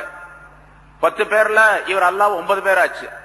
9 பேர்லயும் கூட 2 பிரிவுகளாக இருந்தா, ஒரு 3 பேர் அபூலுபாவை சேர்த்து 4 பேர். அந்த 4 பேரும் ஒரு குரூப்பா இருந்தாங்க, ஒரு குழுவாக, ஒரு ஜமாத்தா. மீதி உள்ள 6 பேர் ஒரு ஜமாத்து. இந்த 4 பேருமே சேர்ந்து தன்னை கட்டி வைத்துக் கொண்டார்கள். அபூலுபாபா ஒரு தூணிலே தன்னை கட்டி வைத்துக் கொண்டார், மீதி 3 பேர் இன்னும் சில தூண்களிலே கட்டி வைக்கப்பட்டார்கள் அப்படின்னு சொல்லி ஒரு வரலாறு இருக்கு. இப்ப இவங்க நல்ல சஹாபாக்கள் தான், இந்த தீமையை செஞ்சிட்டாங்க. ஹலத்து அமலன் சாலிஹன் வ ஆஹர சய்யிஆ என்று அல்லாஹ் குறிப்பிடுகிறார். நல்ல செயல்களோடு தீய செயல்களையும் அவர்கள் கலந்து விட்டார்கள். அப்படிப்பட்டவர்கள் தங்களுடைய பாவங்களை விண்ணப்பித்துக் கொண்டார்கள். ரசூலிடத்துல வந்து நான் இடையில பாவம் செஞ்சிட்டேன் என்று விண்ணப்பித்துக் கொண்டார்கள். அந்த விண்ணப்பிப்பது அப்படிங்கறதுல இந்த கட்டி வச்சதும் அதுல சேரும் என்பதாக குறிப்பிடுகின்றார். ரசூலுல்லாஹி ஸல்லல்லாஹு அலைஹி வஸல்லம் அவர்களுக்கு அல்லாஹ் தஆலா அந்த ஆயத்தை அருளி அவருடைய தௌபா ஏற்றுக்கொள்ளப்பட்டது என்பதாக சொன்னான் என்பதாக குறிப்பிடப்படுகின்றது. இது அவர்கள் சம்பந்தப்பட்ட ஆயத்தாக இருந்தாலும் கூட பொதுவாக கியாமத் நாள் வரைக்கும் மூமினான மனிதர்களுக்கு மிகப்பெரிய ஆதரவு தரக்கூடிய ஒரு பெரிய ஆயத்து, அற்புதமான ஆயத்து. ஏன்னா அல்லாஹ் தஆலா இங்க பாவங்களை செய்யக்கூடிய மனிதர்கள் நன்மைகளை செய்து தங்களை திருத்திக் கொண்டு வாழக்கூடிய சூழ்நிலை ஏற்பட்டால் அவருடைய பாவங்களை அல்லாஹ் தஆலா மன்னித்து விடுவதாக சொல்லுகின்றார். அஸல்லாஹு அன் யதூப அலைஹிம், அல்லாஹ் தஆலா அவருடைய தௌபாவை ஏற்றுக்கொள்வான். இந்த அசா அப்படிங்கிற ஒரு வார்த்தை, ஐன் சீன் ஏ ஒரு அசா அப்படின்னு ஆலிம்களுக்கு தெரியும். அசா அப்படின்னு சொன்னா இருக்கலாம் அப்படின்னு சொல்லப்படும். அப்படி இருக்கலாம். அசா அன் யகூன ஹுவ, அவன் இருக்கலாம், அவன் வந்திருக்கலாம், போயிருக்கலாம். வந்திருக்கலாம் போயிருக்கலாம் சந்தேகத்துக்குரியது இல்லையா? இங்க அசா அன் யதூப, அஸல்லாஹு அன் யதூப, அல்லாஹ் தஆலா தௌபாவை ஏற்றுக்கொள்ளலாம் அப்படிங்கிற அர்த்தம் செய்யக்கூடாது. அல்லாஹ்வுடைய விஷயத்துல அசா என்ற அந்த வார்த்தை யகீனை தரக்கூடியது, உறுதியை தரக்கூடியது. அதனால அஸல்லாஹு அன் யதூப அலைஹிம், அல்லாஹ் தஆலா அவர்களுடைய தௌபாவை கட்டாயமாக ஏற்றுக்கொள்வான் அப்படின்னு அர்த்தம். நல்ல செயல்களோடு தீய செயல்களை கலந்து விட்டார்கள், பின்னால வருத்தப்படுறாங்க. யஅ்தரஃபு பிதுனூபிஹிம், தங்களுடைய பாவங்களை இஅ்திராஃப் செய்கின்றார்கள், விண்ணப்பிக்கின்றார்கள், சொல்லி காட்டுகின்றார்கள். அங்க சஹாபாக்கள் ரசூல்கிட்ட சொல்லி காட்டுவாங்க. இப்ப நம்ம எல்லாம் என்ன பண்ண, ஏத்திராப் செய்யறது விண்ணப்பிக்கிறதுன்னு சொன்னா நம்ம என்ன செய்யறது செய்யணும், அல்லாஹ்விடத்துல சொல்லி காட்டு. தனிமையில் இருந்து அல்லாஹ்விடத்துல அழுது கெஞ்சி, யா அல்லாஹ் நான் இப்படி ஒரு பாவத்தை செஞ்சுட்டேன், என்ன மன்னிச்சிடு, நான் இனிமேல் செய்யவே மாட்டேன் அப்படின்னு உறுதி எடுத்துக்கொள்ளு. அப்படி இருந்தா அஸல்லாஹு அன் யதூப அலைஹி, அல்லாஹ் தஆலா அவருடைய தௌபாவை ஏற்றுக்கொள்வான் நிச்சயமா. இன்னல்லாஹ் ஏன்னு கேட்டா இன்னல்லாஹ் கஃபூருர் ரஹீம், நிச்சயமாக அல்லாஹ் தஆலா மன்னிக்கிறவராக அருள் புரியவராக இருக்கின்றான் என்றும் அல்லாஹ் தஆலா தன்னை பற்றி சொல்லுது. பல இடங்கள்ல எல்லா இடங்களிலும் வந்திருக்குது. இந்த இடத்துல தௌபாவை ஏற்றுக்கொள்வான் என்று சொன்னதற்கு அல்லாஹ் யார் என்பதை தன்னை பற்றி அறிமுகப்படுத்துகின்றான். நான் கஃபூர், எல்லா பாவங்களையும் மன்னிக்கிறவன். நான் ரஹீம், அற்புதமான அருள் புரியக்கூடியவன். அதனால நீங்க என்ன பற்றி சந்தேகப்பட வேண்டாம், நீங்க என்கிட்ட கேட்டீங்கன்னா நிச்சயமா மன்னிப்பேன் என்பதை அல்லாஹ் தஆலா தெரியப்படுத்துகின்றான். ரசூலுல்லாஹி ஸல்லல்லாஹு அலைஹி வஸல்லம் அவர்களுக்கு மேராஜுடைய இரவில் அதே போன்று சில நேரங்களில் கனவு நிகழ்ச்சிகள் நிறைய சொல்லப்பட்டு இருக்கிற, முன்னாலும் பல விஷயங்கள் சொல்லியிருக்கிறோம். அதுல ஒரு இரவு நான் கனவு கண்டேன். என்னிடத்தில் 2 மலக்குகள் வந்தார்கள். அவர்கள் இருவரும் என்னை அழைத்து சென்றார்கள், வாருங்கள் போகலாம் என்பதாக. ஒரு பெரிய பட்டணம், பெரிய சிட்டி ஒன்று, அழகான நகரம், அந்த நகரத்திற்கு என்னை அழைத்து சென்றார்கள். அங்கே நிறைய மாளிகைகள் இருந்தன. தங்க கட்டிகளாலும் வெள்ளிக்கட்டிகளாலும் கட்டப்பட்ட மாளிகைகள். இப்ப செங்கல் வச்சு கட்டி இருக்கிறோமோ அது மாதிரி தங்கம் வெள்ளி அதனால் கட்டப்பட்ட மாளிகை இருந்தது. அங்கே சில மனிதர்களை நாங்கள் சந்தித்தோம். ரொம்ப அழகான உருவங்கள், அழகான வடிவம் உள்ளவர்களாக இருந்தார்கள். சந்திரனை போன்ற பிரகாசம், அப்படிப்பட்ட மனிதர்கள் இருந்தார்கள். ஆனா அந்த மனிதர்கள் அவங்கள்ட்ட ஒரு பகுதியை பார்த்தா அழகான சந்திரனை போன்ற அழகுள்ளவர்களா இருக்காங்க. இன்னொரு சைடு, பேக் சைடு பார்த்தா ரொம்ப அருவருப்பா இருக்கு. அவங்கள பார்த்தா ஒரே ஆள் தான். ஒரு பக்கம் பார்த்தா ரொம்ப அழகா தெரியுது, அடுத்த பக்கம் போய் பார்த்தா ரொம்ப அருவருப்பான தோற்றத்தில் இருக்கிறார். இப்படி சில மனிதர்களை நான் பார்த்தேன். அந்த 2 பேர்த்திட்டையும் கேட்டேன், என்ன அழைச்சிட்டு போன அந்த 2 பேர்த்திட்டையும் கேட்டேன், இவங்க யாரு அப்படின்னு சொல்லி கேட்டேன். இவர்கள் தான் ஹலத்து அமலன் சாலிஹன் வஆகிர ஸய்யிஆ என்ற ஆயத்தை போன்றவர்கள் அப்படின்னு சொன்னாங்க. இந்த ஆயத்தில் என்ன சொல்றானோ அது மாதிரி நல்ல அமல்களையும் கெட்ட அமல்களையும் ஒருங்கே செய்தவர்கள். நல்லதும் செய்வாங்க, கெட்டதும் செய்வாங்க. தொழுகவும் செய்வாரு, டாஸ்மாக்கு போகவும் செய்வார், நல்லதும் செய்வாரு, கிளப்புக்கு போகவும் செய்வார். அப்படி இங்கேயும் வருவார், அங்கேயும் போவார். தஸ்பீஹ் மணியும் கையில இருக்கும். அரபு நாட்டில் சில இடங்கள்ல பார்க்கலாம், அந்த மாதிரி தஸ்பீஹ் முடிச்சுட்டே உள்ள போவாங்க நேரம். அது மாதிரி செய்வார். இப்படிப்பட்ட மனிதர் என்று சொன்னாங்க. பிறகு என்னை அழைத்துக் கொண்டு சென்ற அந்த 2 பேரும், அதாவது மலக்குகள் 2 பேர், ஜிப்ரீல் மீகாயில் 2 பேரும் அவர்களை பார்த்து சொன்னார்கள், நீங்க போங்க, வாருங்கள் அப்படின்னு சொல்லி கூப்பிட்டாங்க. அவங்க வந்தாங்க. சற்று தூரத்திலே ஒரு பெரிய ஆறு ஓடிக்கொண்டிருந்தது. ஆற்றிலே விழுந்து குளியுங்கள் என்பதாக சொன்னார்கள். அந்த ஆத்துல எல்லாரும் விழுந்தாங்க. அந்த ஆளுங்க போனா ஒரு பாதி நல்லது, ஒரு பாதி அழகு, ஒரு பாதி வெறும் அருவறுப்பு இருக்கு. அந்த ஆளுங்க ஆத்துல குளிச்சு எந்திரிச்சாங்க. எல்லாமே வெள்ளையாயிடுச்சு, சுத்தமாயிடுச்சு. அந்த அருவறுப்பெல்லாம் போயிடுச்சு. அசிங்கமான தோற்றமெல்லாம் போய் முழு உருவமும் நல்ல அழகான வடிவம் உள்ளவர்களாக ஆகிவிட்டார்கள். அந்த 2 பேரும் என்கிட்ட சொன்னாங்க, அதோ தெரிகின்றதே, இதுதான் ஜன்னத் அதன் என்ற சொர்க்கம். இதோ இங்க தெரியுத ஒரு பெரிய மாளிகை, அதுதான் உங்களுடைய மாளிகை, நீங்க தங்க போற மாளிகை அப்படின்னு சொன்னாங்க. இந்த மனிதர்கள் இருக்கின்றார்கள், இவர்கள் தான் ஹலத்து அமலன் சாலிஹன் வஆகிர ஸய்யிஆ என்ற ஆயத்தை போன்று வாழ்ந்தவர்கள் உலகத்திலே. அல்லாஹ் தஆலா இவருடைய பாவங்களை மன்னித்து விட்டான். ஆகவே இவர்களுக்கு இந்த நிலை ஏற்பட்டு விட்டது, இவர்கள் அந்த சொர்க்கத்திற்கு செல்லக்கூடியவர்கள் என்பதாக அந்த 2 பேரும் சொன்னார்கள் என்பதாக ஒரு சம்பவம் அறிவிக்கப்பட்டிருக்கு. இதுல பலவிதமான கருத்துகள், பலவிதமான நிகழ்ச்சிகள் சேர்த்து அறிவிக்கப்பட்ட சம்பவங்களும் உண்டு. இந்த இடத்துல இவ்வளவுதான் இருக்குது. அந்த மனிதர்கள் 2 அழகாகவும் அழகில்லாதவங்களா இருந்தாங்க. அந்த ஆற்றில் விழுந்து குளிச்ச உடனே அவர்களுக்கு நல்ல வடிவங்கள் கொடுக்கப்பட்டு விட்டன. அந்த ஆறு என்பது என்னன்னு கேட்டா அதான் தௌபா. ஃபலா துஅஜிபுக அம்வாலுஹும் வலா அவுலாதுஹும் இன்னமா யுரீதுல்லாஹு லியுஅஸ்ஸிபஹும் ஃபில் ஹயாத்தித் துன்யா என்ற ஒரு ஆயத்தில் அல்லாஹ் தஆலா குறிப்பிடுகின்றார். அந்த இஸ்லாத்தை ஏற்றுக்கொள்ளாதவர்கள், ஈமான் கொள்ளாத அந்த காபிர்கள், முஷ்ரிக்குகள், இவர்களுடைய பொருளாதாரத்தை பார்த்தோ அவர்களுடைய குழந்தைகளை பார்த்தோ நீங்கள் ஆச்சரியப்பட்டு விட வேண்டாம். அவங்களுக்கு நிறைய குழந்தைகள் இருந்துச்சு அப்படின்னு சொன்னா அவருக்கு நிறைய பலம் இருக்குது அப்படின்னு அர்த்தம். குழந்தைகளை பார்த்தோ பொருள்களை பார்த்தோ நீங்கள் ஆச்சரியப்பட்டு விட வேண்டாம். அல்லாஹ் தஆலா அதை கொடுத்திருப்பது எதற்காக வேண்டி என்று சொன்னால் லியுஅஸ்ஸிபஹும் ஃபில் ஹயாத்தித் துன்யா, உலக வாழ்க்கையிலே அவர்களுக்கு ஒரு தண்டனையை கொடுப்பதற்காக வேண்டித்தான். ஏன்னா தண்டனை என்பது இந்த பொருளாதாரத்தின் மூலமா தண்டனை. இன்னமா அம்வாலுக்கும் வாவுலாதுக்கும் ஃபித்னா, உங்களுடைய பொருள்களும் உங்களுடைய மக்களும் உங்களுக்கு ஃபித்னா, குழப்பத்தை உண்டாக்கக்கூடியவை என்று அல்லாஹ் தஆலா சொன்னார். அதனால அது மூமின்களுக்கு அந்த பொருளாதாரமோ அல்லது குழந்தைகளோ இருந்தால் அதன் மூலமாக படிப்பினை பெற்று அதன் மூலமாக நன்மைகள் அதிகமாக கிடைக்கக்கூடிய சூழ்நிலை ஏற்படும். ஏனென்றால் மூமினான மனிதர் ஹலாலான முறையிலே சம்பாதிப்பார். ஹலாலான பொருள் இருந்தாங்க, அந்த ஆற்றில் விழுந்து குளிச்ச உடனே அவர்களுக்கு நல்ல வடிவங்கள் கொடுக்கப்பட்டு விட்டன. அந்த ஆறு என்பது என்னன்னு கேட்டா அதான் தௌபா. தௌபா என்ற ஆற்றிலே எவர் மூழ்கி எழுகின்றாரோ அவரெல்லாம் சுத்தமானவராக ஆயிடுவார் அப்படின்னாரு.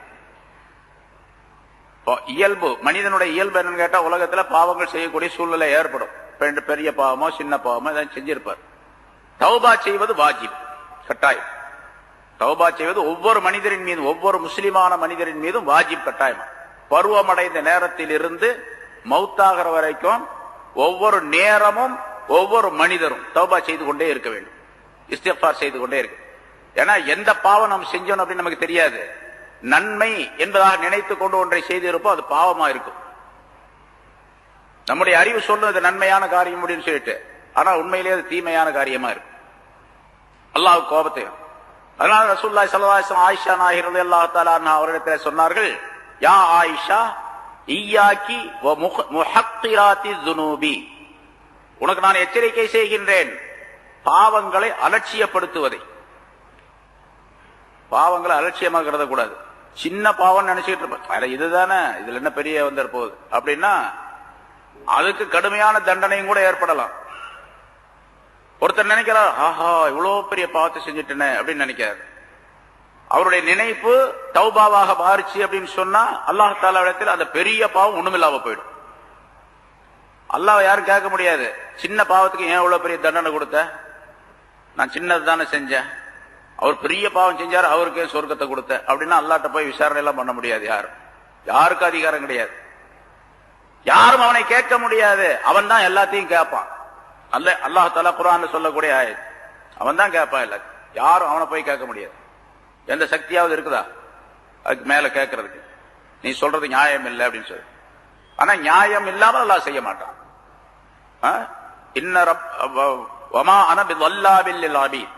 நான் அடியார்களுக்கு அணுவளவும் அநியாயம் செய்ய மாட்டேன். ஆக இந்த ஆயத்து மூமினான நமக்கு மிகப்பெரிய ஆதரவு கொடுக்கக்கூடிய ஆயத்து என்பதாகவும் அபூ உஸ்மான் ரலியல்லாஹு தஆலா அன்ஹு என்ற சஹாபி சொல்லுகின்றார். அதனால உலகத்தில் இருக்கக்கூடிய நேரத்தில் சில நன்மைகளை செய்யணும், பாவங்களை செஞ்சிருக்கலாம், அதனால உடனடியாக தௌபா செய்யணும். எல்லா நேரங்களிலும் தௌபாவுடைய நிலை நம்மிடத்தில் இருக்க வேண்டும் என்பதையும் அல்லாஹ் குறிப்பிடுகின்றார். அடுத்ததாக இந்த முனாஃபிகீன்கள் தபூக்கு போருக்கு போகவும் இல்லை, காசு கேட்டா கொடுக்கவும் இல்லை. நிதி கேட்டாங்க ரசூலுல்லாஹி ஸல்லல்லாஹு அலைஹி வஸல்லம் சொன்னோம், அபூபக்கர் சித்திக் ரலியல்லாஹு தஆலா கொடுத்தாங்க, உமர் ரலியல்லாஹு கொடுத்தாங்க, உஸ்மான் ரலியல்லாஹு கொடுத்தாங்க, அப்துர் ரஹ்மான் வாஃப் கொடுத்தாங்க. கடைசியாக பாருங்க, ஒரே ஒருத்தர் ஒரு நாள் வேலை செஞ்சு தோட்டத்துல வேலை செஞ்சு கொஞ்சம் பேரிச்சம்பளம் கொண்டு வந்தாரு. பாதியை வீட்டுக்கு கொடுத்துட்டு பாதியை கொண்டு வந்தேன் அப்படின்னு சொன்னாரு. அது பெரிய பரக்கத்துள்ள பேரிச்சம்பளம் என்ற காரணத்தினால் ரசூலுல்லாஹி ஸல்லல்லாஹு அலைஹி வஸல்லம் அங்க இருந்த எல்லா குவியல்லையும் கொஞ்சம் கொஞ்சம் போட சொன்னாங்க, அந்த பரக்கத்து கிடைக்கட்டும் அப்படிங்கிறதுக்காக வேண்டி. நல்ல மனிதர்கள் நல்ல எண்ணத்தோடு கொஞ்சம் பொருள் கொடுத்தாலும் அதுல அல்லாஹ் தஆலா பரக்கத் செய்யற அந்த பரக்கத்து எல்லாருக்கும் ஏற்படணும் என்பதற்காக ரசூலுல்லாஹி ஸல்லல்லாஹு அலைஹி வஸல்லம் செஞ்சவர். இந்த முனாஃபிக்குகள் காசும் கொடுக்கல, போருக்கும் வரல, இப்படி துரோகமாக நடந்து கொண்டார்கள். அதனால அல்லாஹ் தஆலா ஒரு சட்டமே போட்டான். பின்னால் அந்த ஆயத்து வருகின்றது, கண்டிப்பாக இந்த ஆளுகிட்ட எல்லாத்திட்டையும் யார் யார் முஸ்லிம்கள் இருக்கா அவங்கள்ட்ட பொருள் வசூல் பண்ணியாகணும். கண்டிப்பா வசூல் பண்ணுங்க. அதுக்கு பேர் தான் ஜக்காத்து.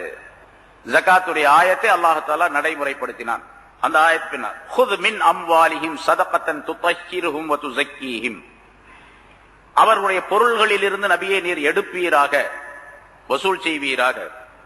சதகத்தன் தர்மத்தை, இந்த இடத்துல சதகா சதகான்னு சொல்றது நம்ம நடைமுறையில சொல்றது வேற, உபரியான தர்மத்துக்கு தான் சதகான்னு சொல்லணும். ஆனா இந்த இடத்துல எல்லா இமாம்களிடத்தில் ஏகோபித்த அபிப்பிராயப்படி சதகா அப்படிங்கிறதுக்கு ஜகாத் அப்படின்னு அர்த்தம், கட்டாய கடமையான ஜகாத்து. ஹுத் மின் அம்வாலிஹிம் ஸதகத்தன், அவர்களுடைய பொருள்களில் இருந்து ஜகாத்தை எடுப்பீராக. துதஹ்ஹிருஹும், அப்படி ஜகாத்தை எடுப்பதின் மூலம், பெறுவதின் மூலம், வசூல் செய்வதன் மூலமாக அவர்களை நீர் பரிசுத்தப்படுத்துவீர். ஜக்காத்தை வசூல் பண்ணா அவர்கள் பரிசுத்தமானவர்களாக ஆயிடுவாங்க, சுத்தமானவர்கள். அல்லது துதஹ்ஹிருஹும், அவர்களை அந்த ஜகாத்து பரிசுத்தப்படுத்தும் அப்படின்னு வச்சுக்கலாம். ஜகாத்து அவர்களை பரிசுத்தப்படுத்தும்.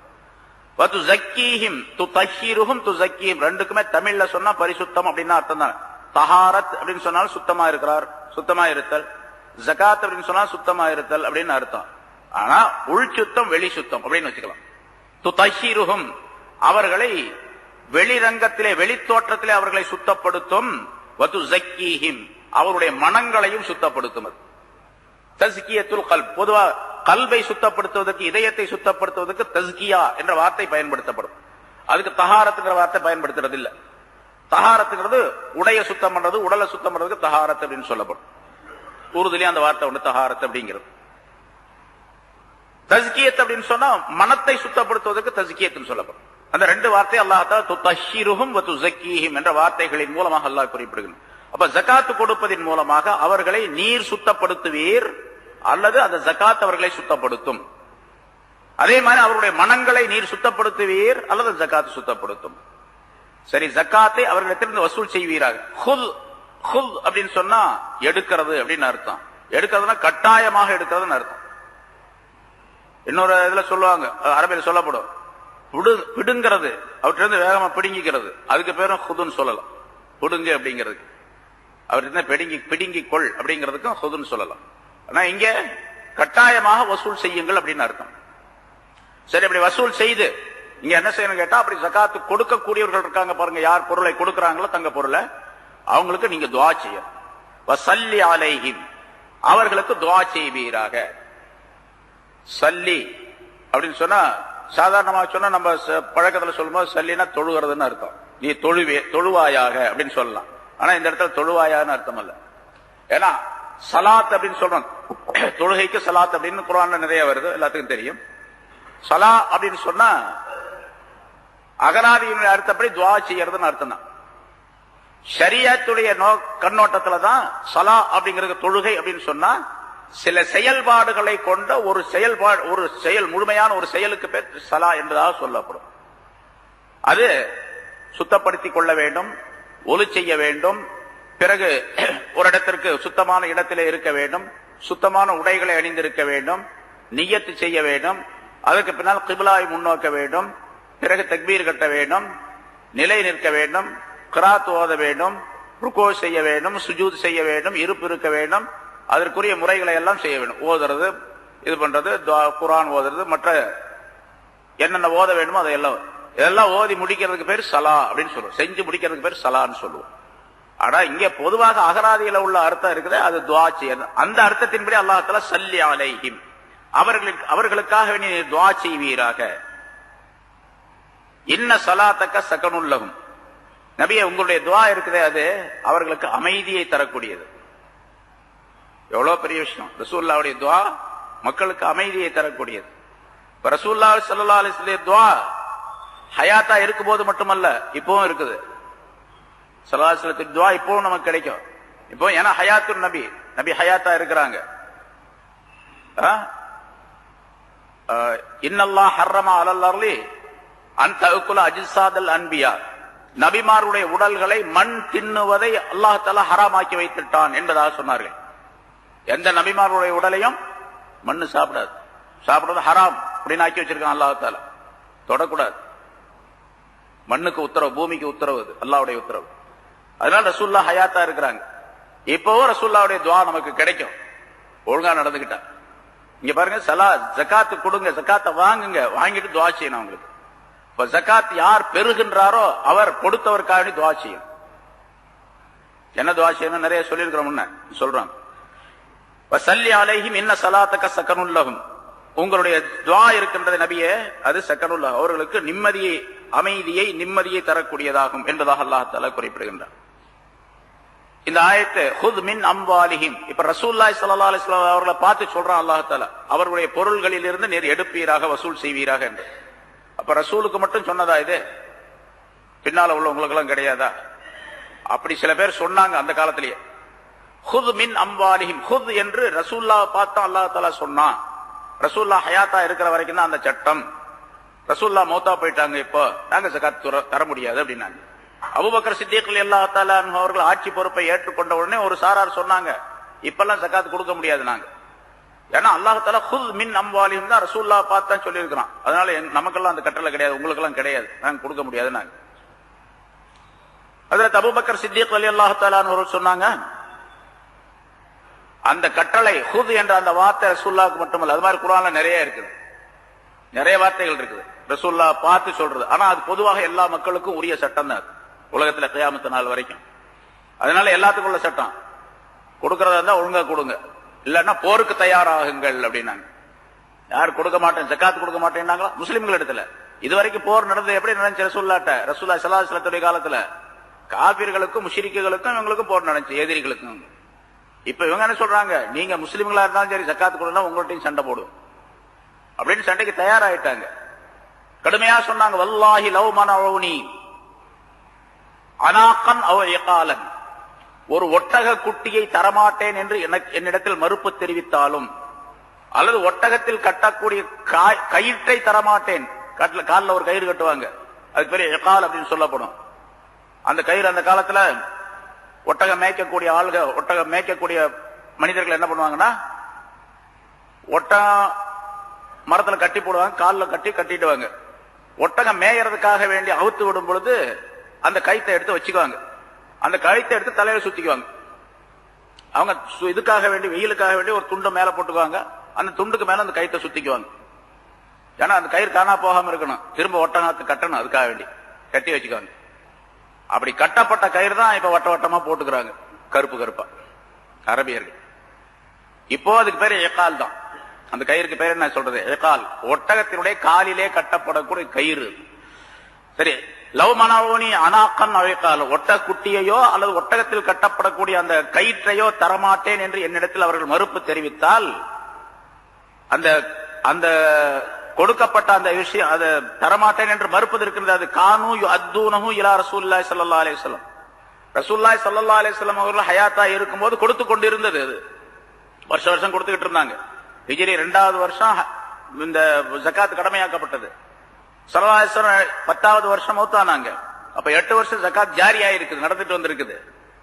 இப்போ 9வது வருஷம், 8 வருஷம் முடிஞ்சு 9வது வருஷம் ரசூலுல்லாஹ் மௌத்தா போயிட்டாங்க. இப்போ சஹாபா அபூபக்கர் சித்திக் எல்லாத்தையும் ஆட்சிக்கு வந்தோடனே நான் வந்தோடனே தரமாட்டேன் அப்படின்னு சொன்னா, ரசூலுல்லாஹ்ட்ட கொடுத்துக்கிட்டு இருந்து மாட்டேங்கிறீங்க, அத சொல்றாங்க.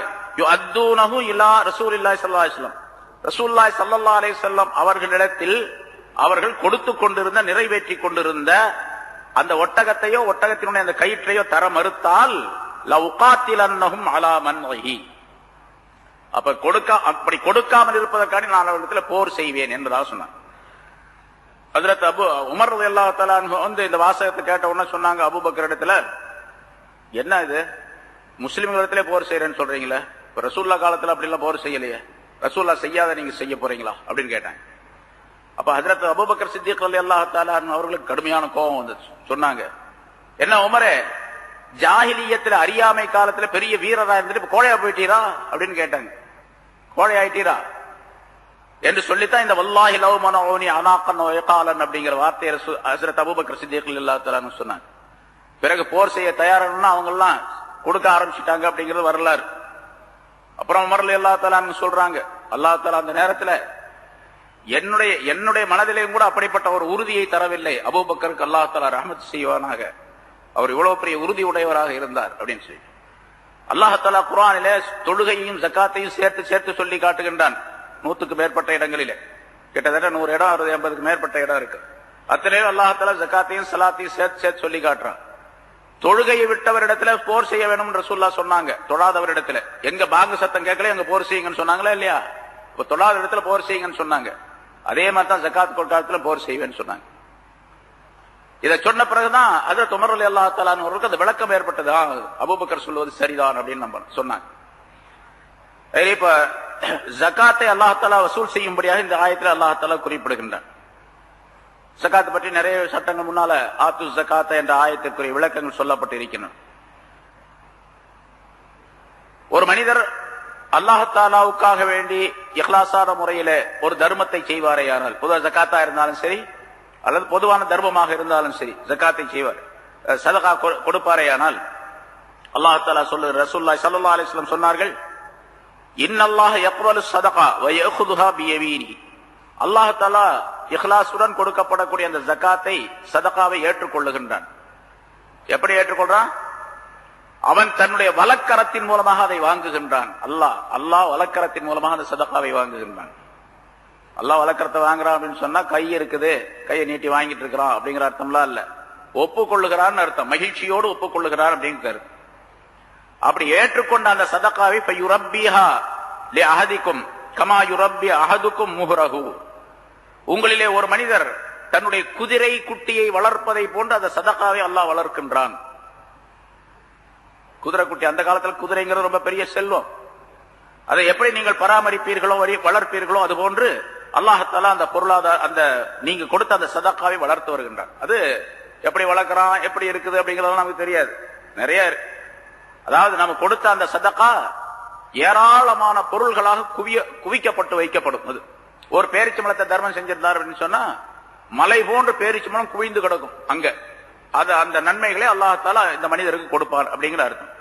பேரிச்சம்பளம் இருக்கு அப்படிங்கிற கருத்து அல்ல, நன்மைகள் அவ்வளவு தரப்படும் அப்படிங்கிற கருத்து முன்னாலே சொல்லியிருக்கிறோம். ஹத்தா அன்னல் லுக்மத தக்கூனு மிஸ்ல வஹத். ஒரே ஒரு பிடி, ஒரு கவளம் உணவு ஒரு மனிதன் தர்மம் செய்தால் அது உஹது மலையை போன்று அவனுக்கு பெருக்கமாக ஆகிவிடும், அதிகமாக ஆகிவிடும் என்று சொன்னார். ஏன்னா அல்லாஹ் தஆலா பின்னால உள்ள ஆயத்தில் அடுத்து சொல்லுகின்றான், அலம் யாலமு அன்னல்லாஹு யக்பலு தௌபத அன் இபாதிஹி வ யஅഖுது ஸதகாத். நிச்சயமாக அல்லாஹ் தஆலா தன்னுடைய அடியார்களிடத்திலிருந்து தௌபாவை ஏற்றுக்கொள்ளுகின்றான், சதகாவையும் எடுத்துக்கொள்ளுகின்றான், ஏற்றுக்கொள்ளுகின்றான் என்பதை அவர்கள் விளங்கவில்லையா, அறியவில்லையா என்று அல்லாஹ் தஆலா அந்த ஆயத்திலே கேட்கிறான், அடுத்து வரக்கூடிய ஆயத்தில். அதனால் தௌபாவை ஏற்றுக்கொள்ளக்கூடிய அல்லாஹ் தஆலா சதகாவையும் ஏற்றுக்கொள்ளுகின்றான், அந்த சதகாவை அல்லாஹ் வளர்த்து வருகின்றான் என்பதாக குறிப்பிடப்படுகின்றது. பொதுவாகவே அது வளர்த்து வருகின்றான் சொன்னா ஆகிரத்தில் மட்டுமல்ல, இந்த உலகத்திலும் கூட சதகாவுக்கு வளர்ச்சி உண்டு, வட்டிக்கு வளர்ச்சி கிடையாது, அழிவு உண்டு. யம்ஹகுல்லாஹு ரிபா வ யுர்பி ஸதகா, சூரத்துல் பக்ராவில் விளக்கம் சொல்லப்பட்டது. யம்ஹகுல்லாஹு ரிபா, அல்லாஹ் தஆலா ரிபாவை அழித்து விடுகின்றான். வெளிய வளர்ச்சியை போன்று தெரியும். வட்டி வாங்கி அந்த ஆள் பாருங்க சேட்ஜி எவ்வளவு பெரிய பணக்காரனா இருக்கிறான், வட்டி வாங்கினவன் தான் அப்ப நிறைய காசு வச்சிருக்கலாம் அப்படின்னு நம்ம சொல்லுவோம். ஆனா அந்த வளர்ச்சி பூரா வீழ்ச்சி. அது ஒரு ஆளுக்கு மூக்கு மட்டும் பெருசா இருக்குது, அவருக்கு பெருசா இருக்கு, மூக்கு மட்டும் பெரிய மூக்கா இருக்குன்னு வச்சுங்க, நல்லா வளர்ந்துருக்கிறான் அந்த ஆளு அப்படின்னு சொல்லுவோம். ஒரு ஆளுக்கு உடம்புல கையில மட்டும் பெரிய வீக்கம் ஏற்பட்டு போச்சு, கை மட்டும் பெருசா வீங்கி இருக்குது, ஒரு கை ஃபுல்லா பெருசா வீங்கிச்சு, இந்த கையை போல 4 மடங்கு பெருசா இருக்குது, நல்லா வளர்ந்துருக்காரு இருந்தாலே அப்படின்னு சொல்லுவோமா. வயிறு மட்டும் தொந்தி பெருசா இருக்குது, உடம்பெல்லாம் சின்னதா இருக்குது, தொண்டி மட்டும் பெருசா இருக்குது, அவருக்கு ஆள் நல்லா வளர்ந்துட்டாரியா இருந்தாலே அப்படின்னு சொல்லுவோம். அத போலதான் வட்டி வளர்ச்சி. ஒரு மனிதனுக்கு தலையில அடிபட்டுச்சு, தலை பெருசா வீங்கி போச்சு, நல்லா நேத்து நல்லா தான் இருந்தாரு, இவ்வளவு பெரிய வளர்ந்துட்டா இருந்தாலே அப்படின்னு சொல்லுவோம். அதுக்கு பேரு வீக்கம். வீக்கம்ங்கிறது நோய், அது வியாதி. அது மாதிரி வீக்கத்தை போல உள்ளது வட்டி. வட்டி வீங்கி இருக்குதே தவிர அதுக்கு சதெல்லாம் போடல அவருக்கு, அது நோய், நோய் இனத்தை சேர்ந்தது அது. அதனால யம்ஹகுல்லாஹு ரிபா, வட்டியை அல்லாஹ் தஆலா அழிச்சிடுவான். வ யுர்பி ஸதகாத், சதகாக்களை வளர்க்கின்றான். அதான் ரசூலுல்லாஹி ஸல்லல்லாஹு அலைஹி வஸல்லம் குதிரை குட்டியை வளர்க்கிறத போல உங்கள ஒருத்தர் குதிரை குட்டியை வளர்ப்பதை போன்று அல்லாஹ் தஆலா சதகாவை வளர்க்கின்றான் என்பதாக சொன்னார். இப்ப ரசூலுல்லாஹி ஸல்லல்லாஹு அலைஹி வஸல்லம் அவர்கள் சதகாவை இங்க குத் மின் அம்வாலிஹிம், அவர்களுடைய பொருளில் இருந்து சதகாவை எடுப்பீராக, ஜகாத்தை எடுத்துக்கொள்வீராக, வசூல் செய்வீராக என்று அல்லாஹ் தஆலா சொல்லான். ஆனா இங்க அல்லாஹ் தஆலா வாங்குறான் அப்படின்றது என்ன அர்த்தம்? தன்னுடைய வழக்கறத்தா அல்லாஹ் வாங்குறான் அப்படின்னு இருக்கு. இங்க ரசூலுல்லாஹி ஸல்லல்லாஹு அலைஹி வஸல்லம் எடுங்க அப்படின்னு வாங்குங்க அப்படின்னு சொல்லியிருக்கணும். அப்படின்னு சொன்னா அல்லாஹ் நேரடியா வந்து வாங்க மாட்டான். நேரடியா வந்தா என்ன வர முடியாதவன், அது முஹால், அது இல்ல நடைபெற முடியாத ஒரு விஷயம். அதனால அல்லாஹ் தஆலா எங்க இருக்கிறானோ அங்க இருக்கிறான், அவ்வளவுதான். அல்லாஹ் தஆலா இந்த தர்மத்தை ஒப்புக்கொள்றான்னு அர்த்தம். ஆனா எடுக்கிறதுங்கிறது, வாங்குறதுங்கிறது, அடியார்களை திறந்து மனிதர்களை திறந்து வாங்குறது இன்னொருத்தர் தான் வாங்கணும். அதான் ரசூலுல்லாஹி ஸல்லல்லாஹு அலைஹி வஸல்லம் அவர்களுக்கு அது கட்டளையை பிறப்பிக்கின்றான். நீங்க வாங்குங்க, நான் அதை பாத்துக்கிறேன். அசல்ல அல்லாஹ் தஆலா தான் அதை எடுத்து தர்மத்தை அந்த வளர்த்து கொண்டு இருக்கின்றான். இங்க வெளித்தோற்றத்திலே ரசூலுல்லாஹி ஸல்லல்லாஹு அலைஹி வஸல்லம் அவர்களை வாங்க சொல்லுகின்றான் என்பதாக பொருளாகும். அப்ப வளர்க்கின்றான் அப்படின்னா என்ன அர்த்தம் கேட்டா நன்மை தருகின்றான் அர்த்தம். எந்த அளவுக்கு இஹ்லாஸ், மன தூய்மையான நிலை ஏற்படுகின்றதோ தர்மத்திலே, அந்த அளவுக்கு நன்மைகள் அதிகமாக கிடைக்கும். இஹ்லாஸ் குறைஞ்சுன்னா நன்மையும் குறைஞ்சு போயிடும். அதே ஜகாத் தான். ரெண்டு பேரு, ஒருத்தர் 1000 ரூபாய் ஜகாத்து கொடுக்குறாரு, இன்னொருத்தரும் 1000 ரூபாய் ஜகாத்து கொடுக்குறாரு. இவர்கிட்ட 1 லட்சம் ரூபாய் இருக்கு, அவர்கிட்ட 1 லட்சம் ரூபாய் இருக்கு. 2500 ரூபாய் ஜகாத்து கொடுக்குறாரு. இவரும் 2500 கொடுக்குறாரு, அவரும் 2500 கொடுத்துறாரு. ஆனா ஒருத்தர் இஹ்லாஸான முறையில, அல்லாஹ் சட்டம் சொல்லி இருக்கிறான், யாருக்கும் தெரியாமல் இந்த சதக்காவை கொடுக்கணும், இந்த தர்மத்தை செய்யணும் அப்படின்னு சொல்லிட்டு தர்மத்தை செய்யறார். இன்னொருத்தர் விளம்பரத்துக்காக வேண்டி தர்மம் செய்யறார். அந்த 2500 ரூபாயை கொடுக்கிறார். எல்லாரும் வாங்க முசாபிர்கள்லாம், நாங்க ஆளுக்கு 2 ரூபா 5 ரூபா பிடிச்சிட்டு போ அப்படின்னு சொல்லி உள்ள கூப்பிட்டு எல்லாத்தையும் எல்லாரும் பாக்குற மாதிரி. நிறைய பேர் அந்த மாதிரி செய்யறாங்களா இல்லையா? 27 அன்னைக்கு தர்மம் கொடுக்கறதுன்னு சொல்லி ஒரு இது வச்சிருக்கிறாங்க, முடிவு பண்ணி வச்சிருக்கிறாங்க. அது தவிர வேற நாள்ல கொடுக்க மாட்டாங்க. 27 அன்னைக்கு எல்லா முசாபிர்களும் அந்த ஊருக்கு போயிடுவாங்க, அந்த வீட்டுக்கு போயிடுவாங்க, அந்த பங்களாவுக்கு போயிடுவாங்க. எல்லாத்தையும் ஒரு இடத்துல விட்டு அடைச்சு ஆளுக்கு 15 ரூபா 20 ரூபா 10 ரூபா, ஆளுக்கு ஒரு சட்டை வேட்டி அதெல்லாம் கொடுத்து அனுப்பிவார். ஹாஜியார் இந்த வருஷம் தாம் தூம்னு போட்டு தள்ளிட்டாருங்க அப்படின்னு இருக்கிறவங்க எல்லாம் பேசிக்குவாங்க. இந்த மாதிரி தர்மம் செய்யறது அல்லாஹ் தஆலாவுக்கு பிரியம் இல்லாது. அப்ப சவாபு குறைஞ்சு போயிடும். தர்மம் செஞ்சார், தன்னுடைய கடமையை முடித்து விட்டார் அப்படின்னு பேர் இருக்குமே தவிர நன்மைகள் கிடைக்கிறதுங்கிறது சிரமமாயிடும். அதனால அல்லாஹ் தஆலா முன்னால சொல்லி இருக்கும் நிறைய விஷயங்கள். சூரத்துல் பக்ராவில் இந்த ஆயத்துக்கு, அதாவது வயின் துஅத்தூஹல் ஃபுகரா அவ் துக்ஃபூஹா அப்படிங்கிற ஆயத்துல, அதாவது அந்த வயின் துபுது, நீங்க கொடுக்கக்கூடிய தர்மத்தை வெளிப்படையாக செய்தாலும் சரி அல்லது மறைமுகமாக செய்தாலும் சரி, எல்லாவற்றையும் அல்லாஹ் தஆலா அறிந்து கொண்டிருக்கின்றான் என்ற ஆயத்து முன்னால் சொல்லப்பட்டது. அல்லாஹ்வுக்கு தெரியும் நீங்க எப்படி செய்யறீங்க அப்படிங்கிறது. அதன்படிக்கு அல்லாஹ் தஆலா சவாப் நன்மைகளை கொடுப்பான் என்பதாக சொல்லப்பட்டது. சரி, இங்க அடுத்ததாக ஸல்லி அலைஹிம் இன்ன ஸலாத்தக ஸகனுல் லஹும், நீங்கள் அவர்களுக்காக துஆ செய்யுங்கள், உங்களுடைய துஆ அமைதியை தரும் அவர்களுக்கு என்று அல்லாஹ் தஆலா சொல்லுகின்றார். இன்ஷாஅல்லாஹ் நீண்ட விளக்கம் இருக்கின்றது, இன்ஷாஅல்லாஹ் அடுத்த வாரம் அதை பார்ப்போம். எனவே இங்கே முனாஃபிக்குகள் சம்பந்தமாக சொல்ல பிறகு அல்லாஹ் தஆலா இதை சொல்வதற்கு காரணம் கேட்டா, முனாஃபிக்குகள் தீனுக்காக வேண்டி செலவு செய்வது கிடையாது, மார்க்கத்திற்காக வேண்டி ஏழை எளியவர்களுக்கு கொடுப்பது என்பது கிடையாது. அல்லாஹ் தஆலா உடனே அப்படி கொடுக்காமல் இருந்ததுனால ஒரு சட்டத்தை போட்டான், நீங்க வந்து கண்டிப்பாக ஜகாத்தை வசூல் பண்ணுங்கன்னு சொல்லி சட்டத்தை போட்டான் அல்லாஹ் தஆலா. ஜகாத் வசூல் பண்ண ஆரம்பிச்சாங்க. அது யார் யாருக்கு கொடுக்க வேண்டும் என்ற சட்டத்தையும் அல்லாஹ் தஆலா சொன்னான். அவர்களுக்கு கொடுக்கப்பட்டது. சஹாபாக்களுடைய வாழ்க்கை மிக நிம்மதியாக ஆகிவிட்டது. அதுக்கு பின்னால் ஆரம்பத்தில் ரொம்ப சிரமப்பட்டு கொண்டிருந்தாங்க இல்லையா? அதுக்கு பின்னால் மிகப்பெரிய செல்வம் நிலை ஏற்பட்டது. ஆனா செல்வம் ஏற்பட்டாலும் கூட அந்த செல்வத்தை எப்படி பயன்படுத்த வேண்டுமோ அப்படி பயன்படுத்தி கொண்டிருந்தார்கள். அதனால அந்த செல்வம் கிடைச்சதுனால ஆடம்பரமான வாழ்க்கை, அல்லாஹ் மறந்து விடக்கூடிய வாழ்க்கை அவர்களிடத்தில் ஏற்படவே இல்லை என்பதும் சொல்லப்பட்டு இருக்கின்றது. ஆகவே அல்லாஹ் தஆலா கொடுத்த பொருளை அல்லாஹ் தஆலா எப்படி சொன்னானோ அப்படி செலவு செய்ய வேண்டும், எப்படி சொன்னானோ அப்படி அதை விநியோகிக்க வேண்டும், அதை பயன்படுத்த வேண்டும். இதையெல்லாம் அல்லாஹ் தஆலா இந்த ஆயத்தின் மூலமாக தெரியப்படுத்தினா இன்ஷா அல்லாஹ் மீதி உள்ள விளக்கங்களை அடுத்த வாரம் பார்ப்போம். அல்லாஹ் தஆலா அதன்படி வாழக்கூடிய தௌஃபீகை நம் அனைவருக்கும் தந்தருள்வானாக. வ ஆகிரு தஅவானா அல்ஹம்துலில்லாஹி ரப்பில் ஆலமீன்.